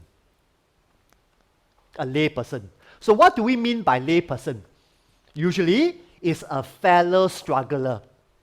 Example, I'm sure most of us have heard of the anonymous groups like AA, Alcoholic Anonymous, right? So more often than not, if you ever go to an AA group, the leader of the AA group tends to be either a fellow alcoholic who is struggling or a fellow alcoholic who has overcome his or her alcohol problem. Can you follow me so far, my friends? And this leader, right, usually he's lay because he might be holding a job outside. In other words, he's not doing this counseling job for a living. He's just a volunteer. He's just a lay person. But he's there because he has similar experiences as the people that's in his group. And he's hoping to leverage on his experience, leveraging on the members' experience, so that together we can be self-helping one another through this journey of overcoming alcoholism, overcoming gambling, overcoming porn addiction, overcoming heroin addiction, overcoming cocaine addiction, whatever you want to call it. So this is where we together as a unit, we want to be self-helping all of us to be moving towards recovery. All can follow me so far, my friends. Mr. So now, Lawrence, yes, go for it. What's the difference between the layperson in a self-help group and support group? Like, is the support group they are still ongoing addicts, example, and the lay people is like not like maybe the lay people are ex-addict, or what's the difference? Okay, see, basically, right, support group, the leader is a professional. Example, me.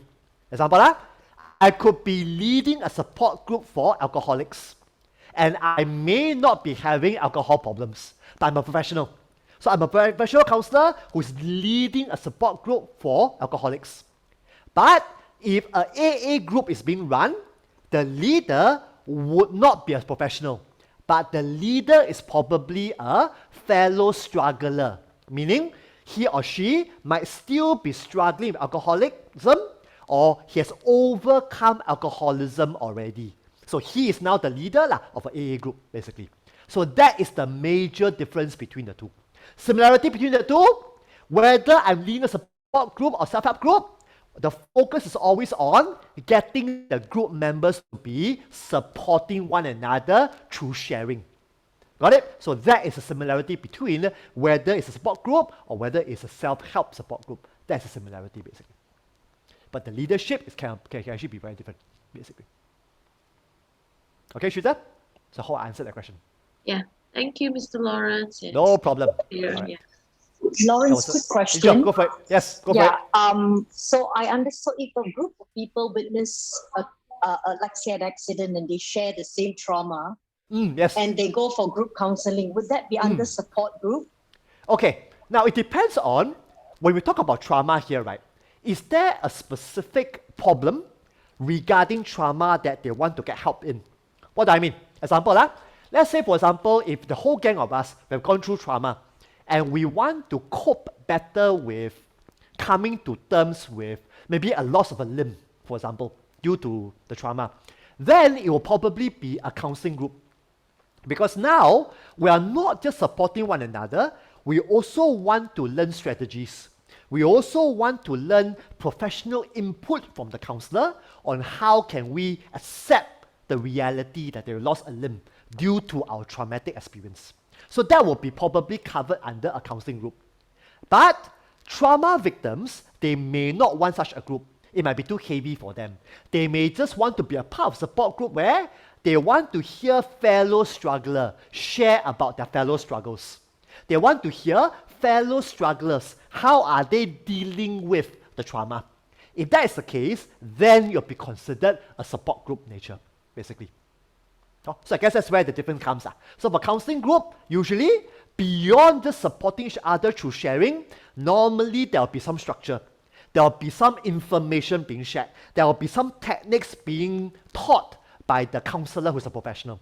But support group, usually the information, the techniques will not be there. It's just basically leaning on the sharing from the members to really support each other through. That's the difference between a counseling group and a support group, basically.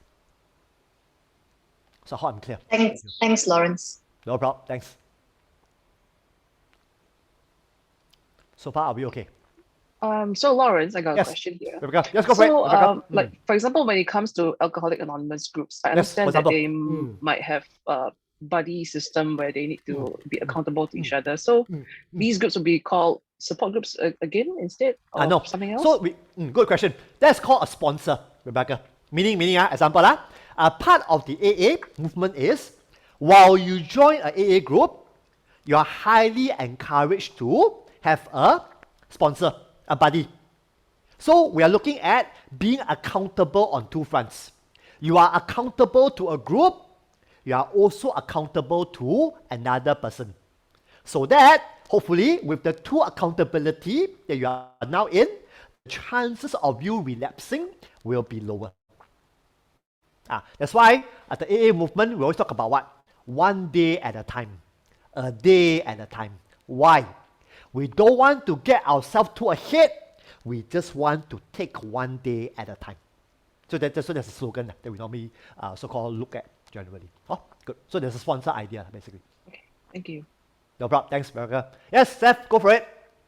Let's say just now you touched about involunteering groups Yes. when you do like an anger management court You're right. order or even You're right. That's are right. those under like support group or are those Good under question. counseling Good type? question. Good question. Now, involuntary groups, right, usually wouldn't fall under support group because they are already super reluctant to be there, right? So more often than not, involuntary groups will fall under a counseling group. Okay, it will fall under a counseling group. Usually, they wouldn't even go for a self-awareness group as well because the last thing on their mind is, I got no problem.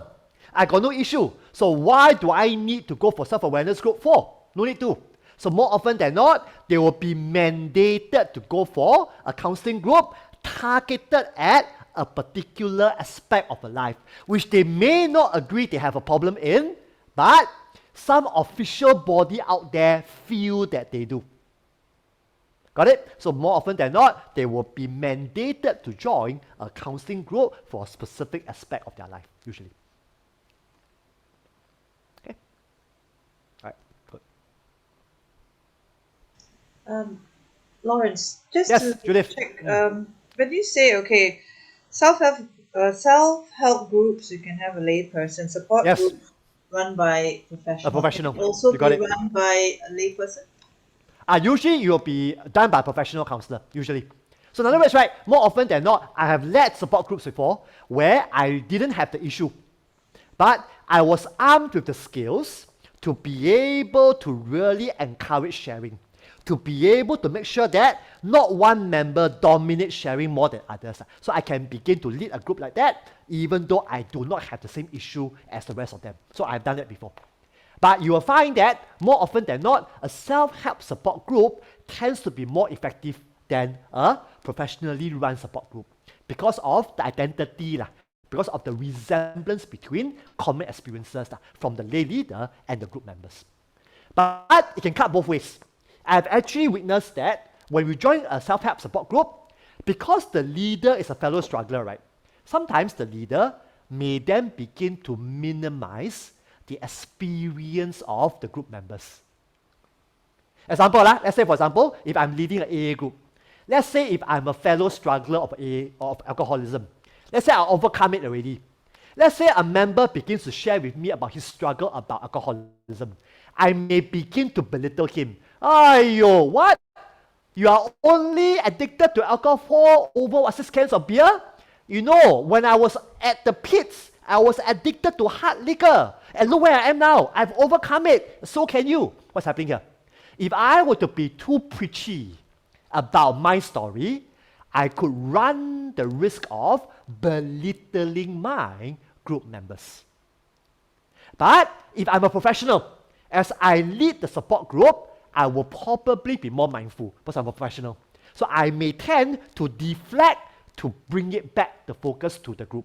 So that's how the difference between a support group can sometimes be better run than a support group, depending on the leader, how aware they are, more often than not. Okay, yeah. Good, thanks. No, friends, I Yes. have a question. Like, for instance, right, this support group and like self-help group, right? Yes. Because different people have different growth rate and they some will commit faster than others, right? You're right. So in between this time during the group itself, right? Can I say that there will be like other new people that join this group? There will be. Good question. A fixed running time, right? It's like a continuous in and out of the people, right? You got it. Good question. Christina. Now, more often than not, a self-help support group, we call them open groups. Now, let me just introduce to you this term. I was going to share with you this later, but no problem. Now let me bring it in. My friends, usually, right, when we run groups, we distinguish groups under 2 major categories. We call first type of group, open groups. Second type of groups, we call them closed groups. So, what is the major difference here? Very simple.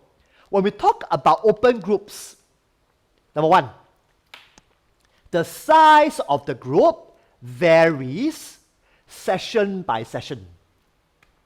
I say again, open groups, the size of the group varies session by session. Meaning, today I may have 5 people. Next week I may have 10 people. The week after next I may have 2 people. Got it? So the size of the group varies session by session. Number 2, for open groups, the starting and the ending of this group tends to be open-ended, meaning there is an indefinite timeline for open groups. We don't really know when this open group will cease. We don't really know when this open group will stop. Got it? That's why it's called an open group. Can you all follow me so far, my friends? That is the reason why, my friends, open group, right? In order for open group to continue, the agenda has to be very generic. I say again, in order for open groups to exist, the agenda has to be generic. What do I mean? If there's going to be topical for every session, it's going to be hard. Because if I were to not come for one session, if I rejoin back the next session, I'll be lost. Isn't it? That's why for support group, self-help group, every session is the same. We come together, we share. We come together, we encourage. we come together, we lean on one another. Every session is the same agenda. All can follow me so far, my friends. That's why open groups are run in a very predictable way. You can almost guess what's coming when you come back to an open group. Whereas for a closed group, you can almost imagine, right? It's the opposite. For closed group, the membership is closed. Meaning, if we start off 8 people, we will end off hopefully with 8 people. Why did I say hopefully? Sometimes there might be attrition. 8 people, if I don't run it well, there might be people who will stop coming. But I wouldn't add new members. I will just continue with the remaining number. That is what we mean by closed group. The membership remains constant from the start all the way to the end. Number 2, for closed group, there's always a definite start. There's also a definite endpoint. Meaning, we will run a closed group, let's say for 8 weeks. Let's say for 12 weeks. Let's say for 16 weeks. There's a definite start. There's also a definite end. And for closed group, usually there will be an agenda. There will be topics. Let's say today, session 1, with introduction. Session 2, we talk about anger. Session 3, we talk about guilt. Session 4, we talk about coping skills, whatever not. So there is different agenda for every session. So that there's continuity in a closed group format. That's the reason why for self-awareness groups and counseling groups, usually you will fall under the format of closed groups. Whereas for support group and self-help group, it will fall under the umbrella of open-ended. That's how we begin to distinguish the two, usually.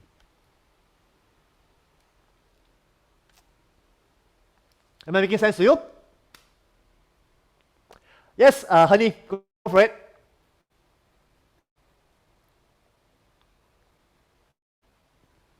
Honey, are you there? Yeah. Honey? Yeah. You raise your hand? Yeah. Go for it. You're muted, by the way. Yeah. You have a question for me? Sorry about that. I didn't realize. No problem. Go for it. It's okay. I have a few questions. Yes. One of which I would like to find out, can this group be done online? Good question. It can be. In fact, the pandemic actually forced all of us counselors to begin to explore other platforms to run it. In fact, if you are a follower of the anonymous groups, you probably will know that we can not only join anonymous group locally, we can even join anonymous group internationally as well, through online platform as well. You can do that. Yeah, so it can be done. Okay, the next one would like to ask, what are the limits of confidentiality in counseling? Good question. Now, I suppose no matter what group you join, usually there will be some contract that you need to sign. You will find that more often than not, the more official contract will fall more under counseling groups, self-awareness groups. Because in those groups, more often than not, we want to safeguard confidentiality more. But even self-help and support groups will normally get members to also sign certain forms to at least declare that we will abide by the confidentiality clause as well. Yeah, so we do that as well. So we actually value this particular clause a lot, especially in groups, basically. Yeah, when there's a lot of deep sharing that's going on, all the more we have to emphasize a lot on confidentiality. We do. Right, understand. Last one, are the therapies supposed to take notes individually? Good question. Or on the individual? Because if there's so many people in a group, then I mean, I don't know. Do you take notes individually or because everybody comes with different stories or different backgrounds, right? Sure. So you got it. That's right. More often than not, I would take notes. I had to find a way to be able to take notes efficiently. When you're new to group counseling, right, sometimes we have this particular idea called a co-leader or a co-facilitator. That is where we can begin to share the load. Example, when I first started leading groups, let's say if I'm leading a group of 16 people or 10 people, for example, then me and my co-partner will take turns. So when I'm talking, my co-partner will be taking notes. When he's talking, I'll be taking notes. So that's how we can begin to support one another as we begin to lead the group through the 10 sessions or through the 12 sessions, basically. So we do take notes, usually. We do. So may I understand that you are allowed to have more than one therapist? Yes, you're allowed to. Especially for bigger groups like maybe 12 people, 14 people. That's where usually having a co-leader, a co-facilitator, usually will help you a lot. I more see. often than not. All right, thank you. No problem. Thanks for the questions. All right. In fact, later on, I will share with you all that another way for you to slowly become more involved in groups is by first being a co-facilitator first. So I'll share with you all more later on. Because in my opinion, it pays a lot when you get to observe someone else being the lead while you're a supporter. Then when you're an eventual lead, you will know what to do a lot more. So I do feel that this becomes more helpful if you are able to track yourself in that way, basically. So I'll come to tell you more about that later on as well. So far, still with me? Let me continue, Good. Thank you so much for all the questions. All right, let me roll on. Okay. Okay, let's continue, shall we? All right. Now, I was going to share with you something on the side on support groups. Okay. Now, let me go back to whiteboard to share something with you all. Now, in my first workplace, I was working for this particular organization called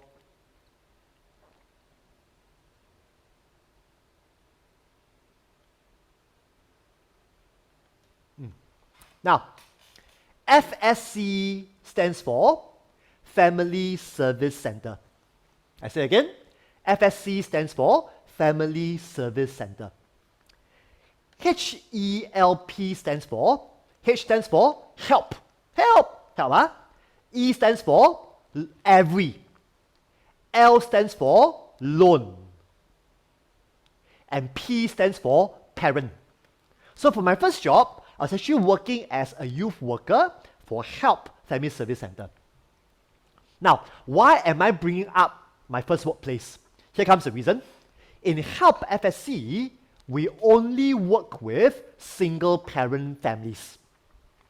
So it can be divorced families, unwed mom families, widow families, separated families.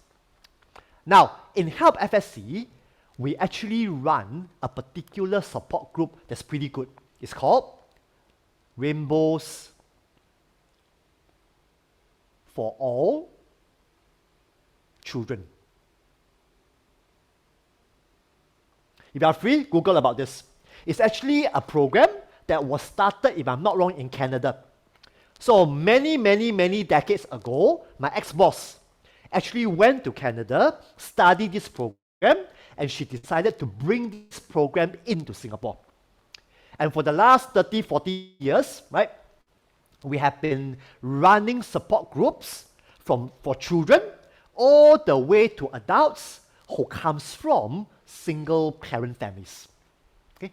I bring this up because for some of you, if you have a particular burden, if you have a particular interest in wanting to lead support groups for children, for teenagers, for young adults who comes from single parent families, you have some time to spare, you may just want to check out on being a volunteer group facilitator for this particular center.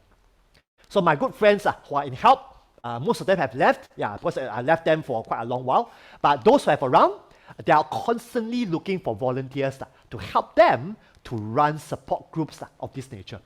So if you're interested, you can always get in touch with them and see whether would there are opportunities for you to start to lead this kind of groups moving forward.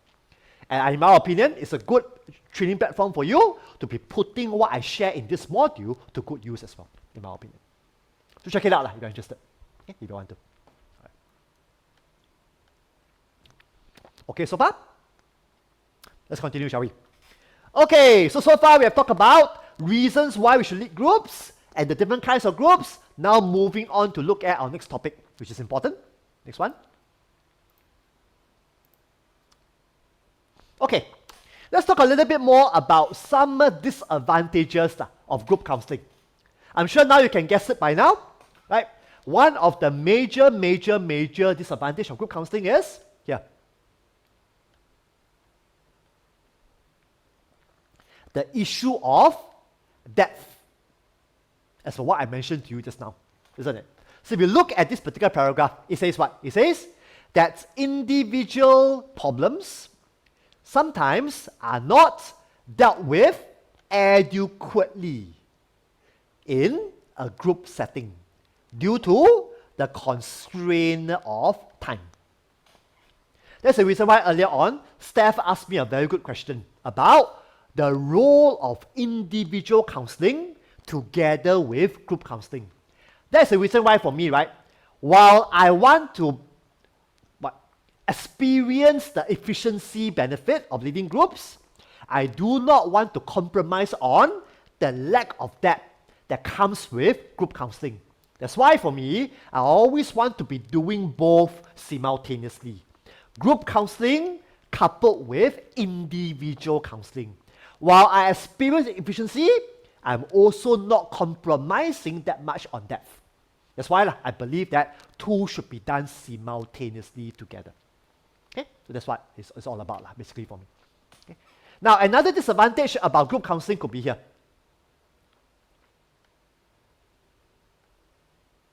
Now, this paragraph says, right, if individuals are not ready to join a group, right, they probably shouldn't be put into a group for counseling. So this is where, right, the implication comes forth here on the issue of screening. Screening. Okay? Yeah.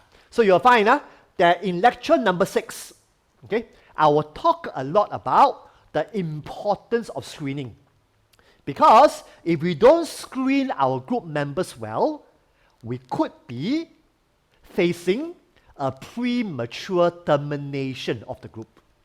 So I remember in my first couple of years doing groups, I'm not shy to tell you, not ashamed to tell you, that there were some groups that I led that died a premature death. Really. I planned for 8-session group. Turns out I could only hold the group for 2 sessions. After that, the group died a natural death.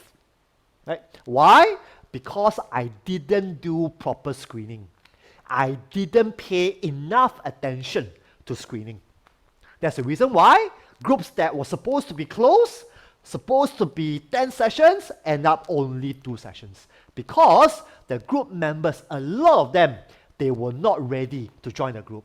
And I put them in the group regardless. And because of that, the group eventually died of premature death.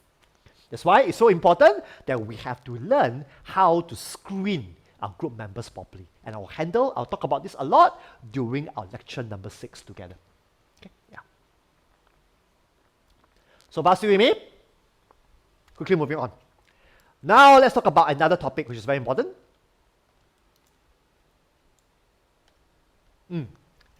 The use of theories. So let's talk about this a bit more. Let me go back to my whiteboard.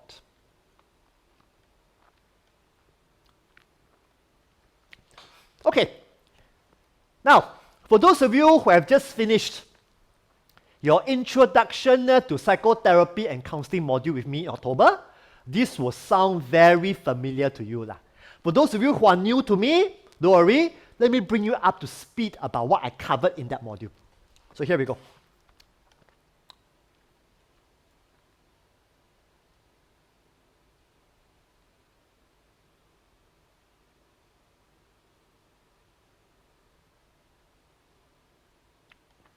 Now, for those of you who are new to counseling, you probably will know soon enough that in the counseling profession, we actually have counseling theories that we have to learn and apply in the role of a counselor. So, what exactly are counseling theories about? Very simple. Every counseling theory aims to answer 2 very important questions. What are they? The first question is all about the why question. So for all my October students, you can remember, right? So every counseling theory aims to answer two questions. First question is all about the why. What do we mean by the why? The why here refers to why people have problems. Why people have psychological problems, emotional problems, behavioral problems, and even interpersonal problems. So every counseling theory hopes to provide an explanation, a hypothesis on why people have problems. So far, can follow me? Good. So once we know the why, more often than not, we can then answer the second question, which is the how.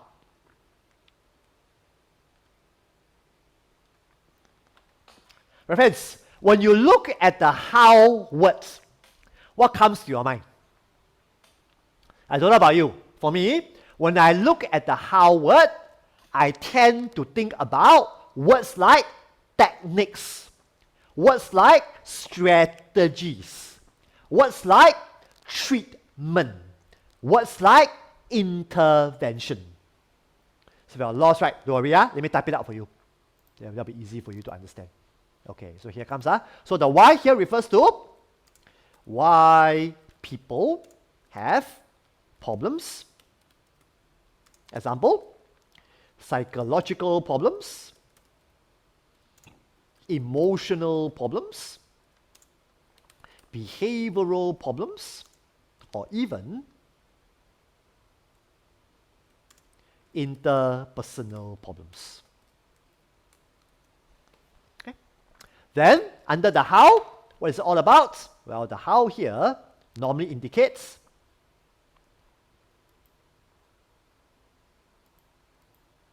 things like techniques, things like strategies, things like interventions, things like treatment.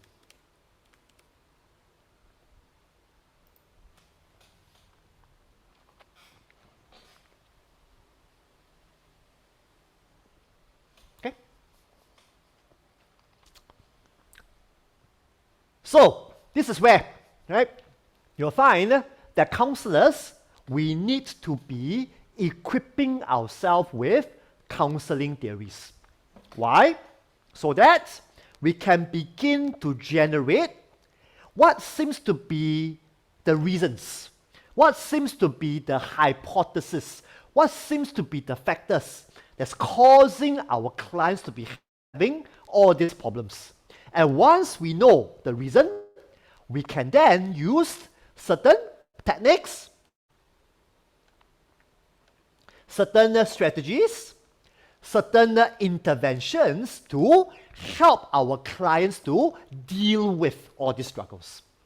So that is covered under counseling theories. Okay. So now comes the bad news. Maybe it's good news for you lah. In our time together in this module, I will not have any time to cover counseling theories for this module. But for those of you who are going on to do other modules under counseling, you encounter me again. So for the next module on addiction and intervention, I'll be covering a particular counseling theory called motivational interviewing. After that, for those of you who are going on to do family and marital counseling with me, I'll be covering with you a series of family therapy theories that we can use in the context of couple and family work, stuff like that. So the other modules that's coming up, I will be covering theories for that. But for this particular module, due to time, I'll just be focusing on techniques which are more generic rather than specific theories per se. Okay? So that's just something to remember. Okay? So far, are you still with me? So I hope I have not lost you in some ways. All okay, Good. So okay, let's continue. Okay. Quickly moving on. Okay. So you'll find, right, if I may highlight something for you, is this. Okay? Here. So you'll find, right, that counselors, without using theories, we may find that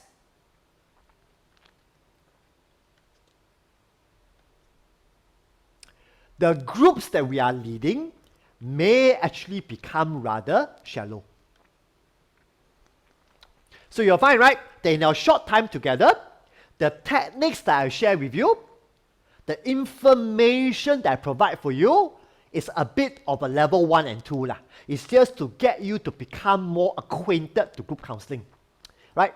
For those of you who are seriously wanting to lead groups professionally, you have to go for further training where you can begin to combine counseling theories with the techniques that I taught you in this module.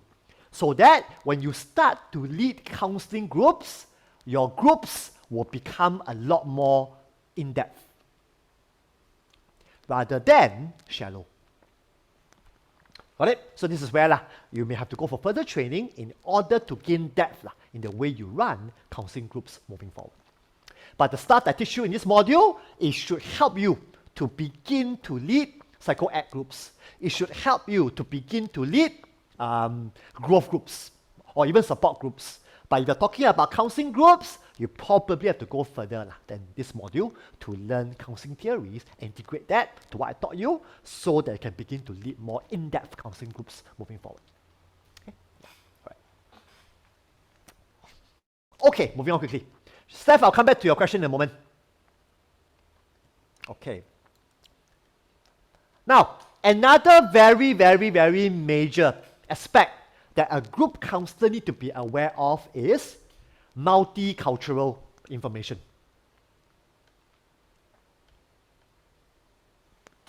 Why?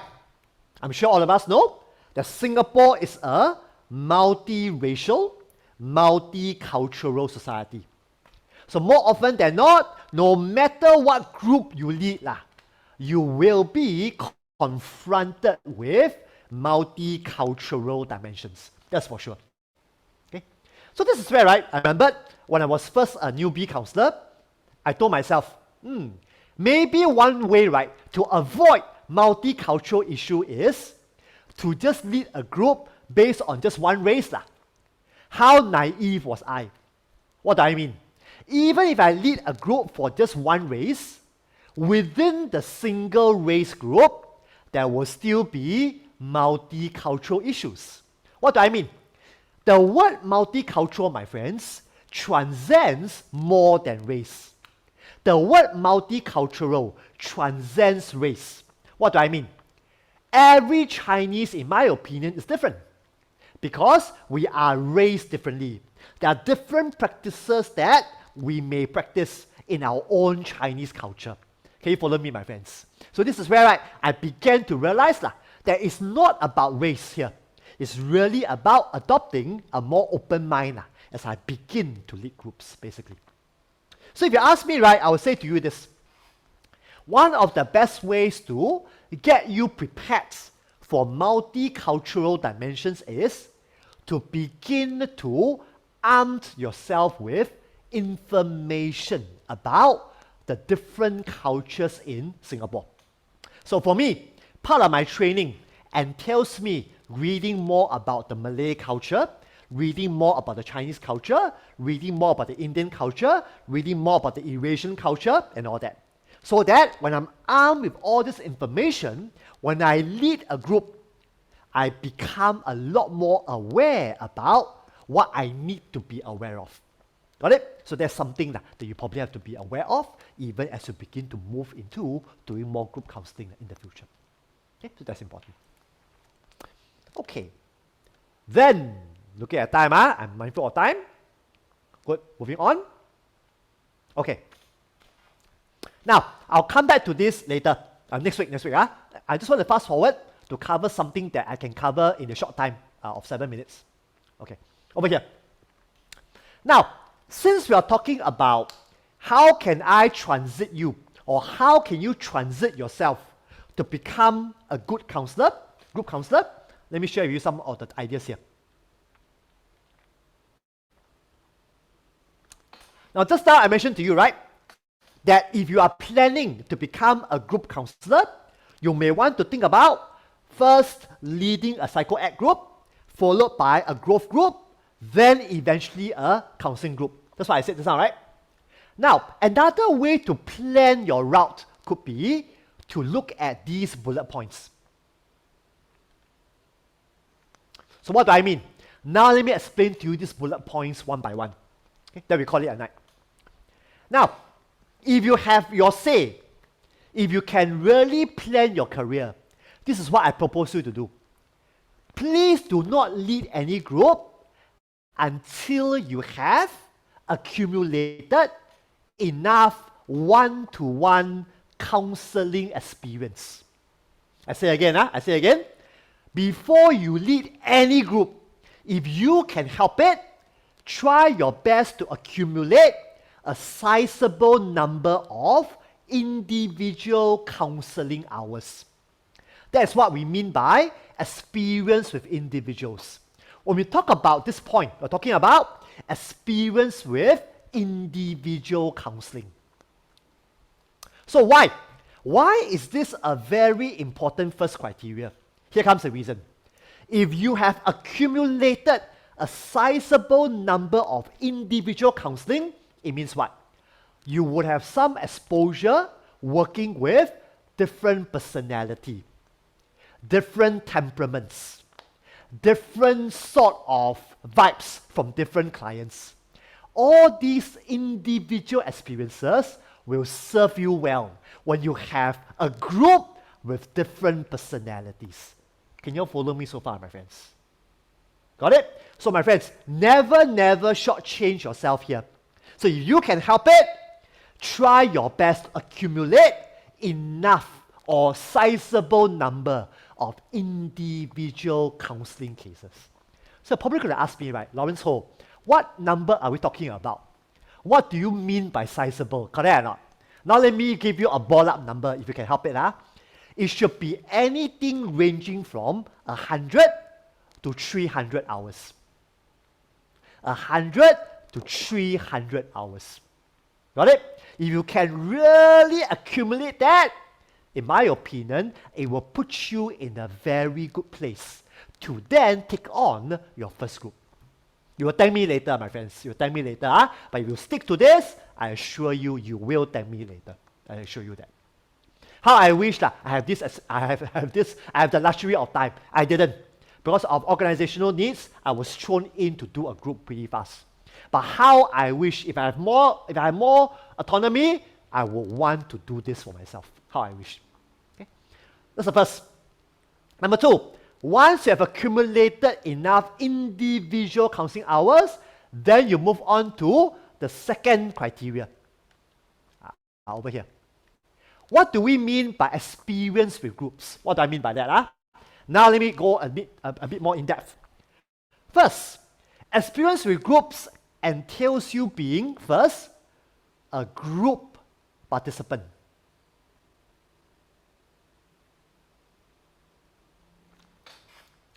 Means what? If you can help it, I would prefer you to be first a group member in a counseling group, a group member in a growth group, a group member in a psycho-education group. Can you follow me so far on this? Why is that important? Here comes the reason. When you are a group member, a group participant, guess what? You have first-hand experience. What is it like to be a participant? And my friends, you will thank me later. With this first-hand experience under your belt, when you are leading a group, you tend to be more sensitive to your group members' needs. I say that again. When you have walked the path, when you have been a fellow group member before, that first-hand experience will give you an increased level of sensitivity when you do lead a group down the road. Got it? That is what I'm proposing you to do. Once you become a group participant before, then you can progress on to become a co-leader. Meaning, you do not become the lead leader yet, you first become a co-leader. Why is that important? That's important because being an understudy, wow, you get to observe what your leader do.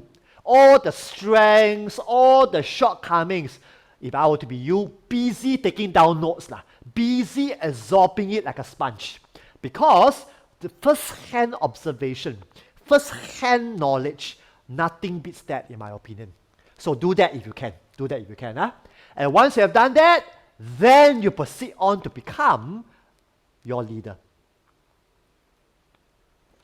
So now, with this 3 experience, participant, right, becoming a co-leader, now you are probably going to be a lot more ready to now take over to become a leader for your very own first group. Okay?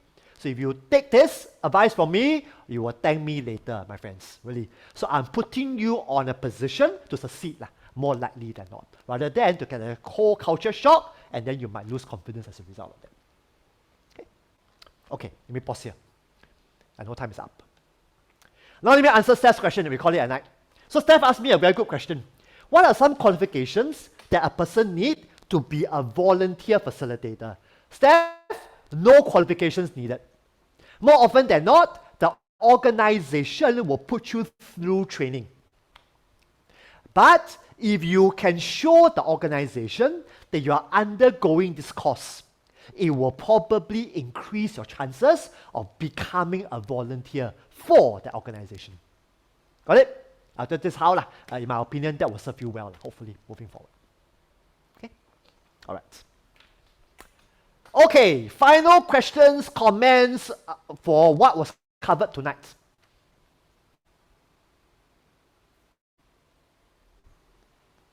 Hope I was clear.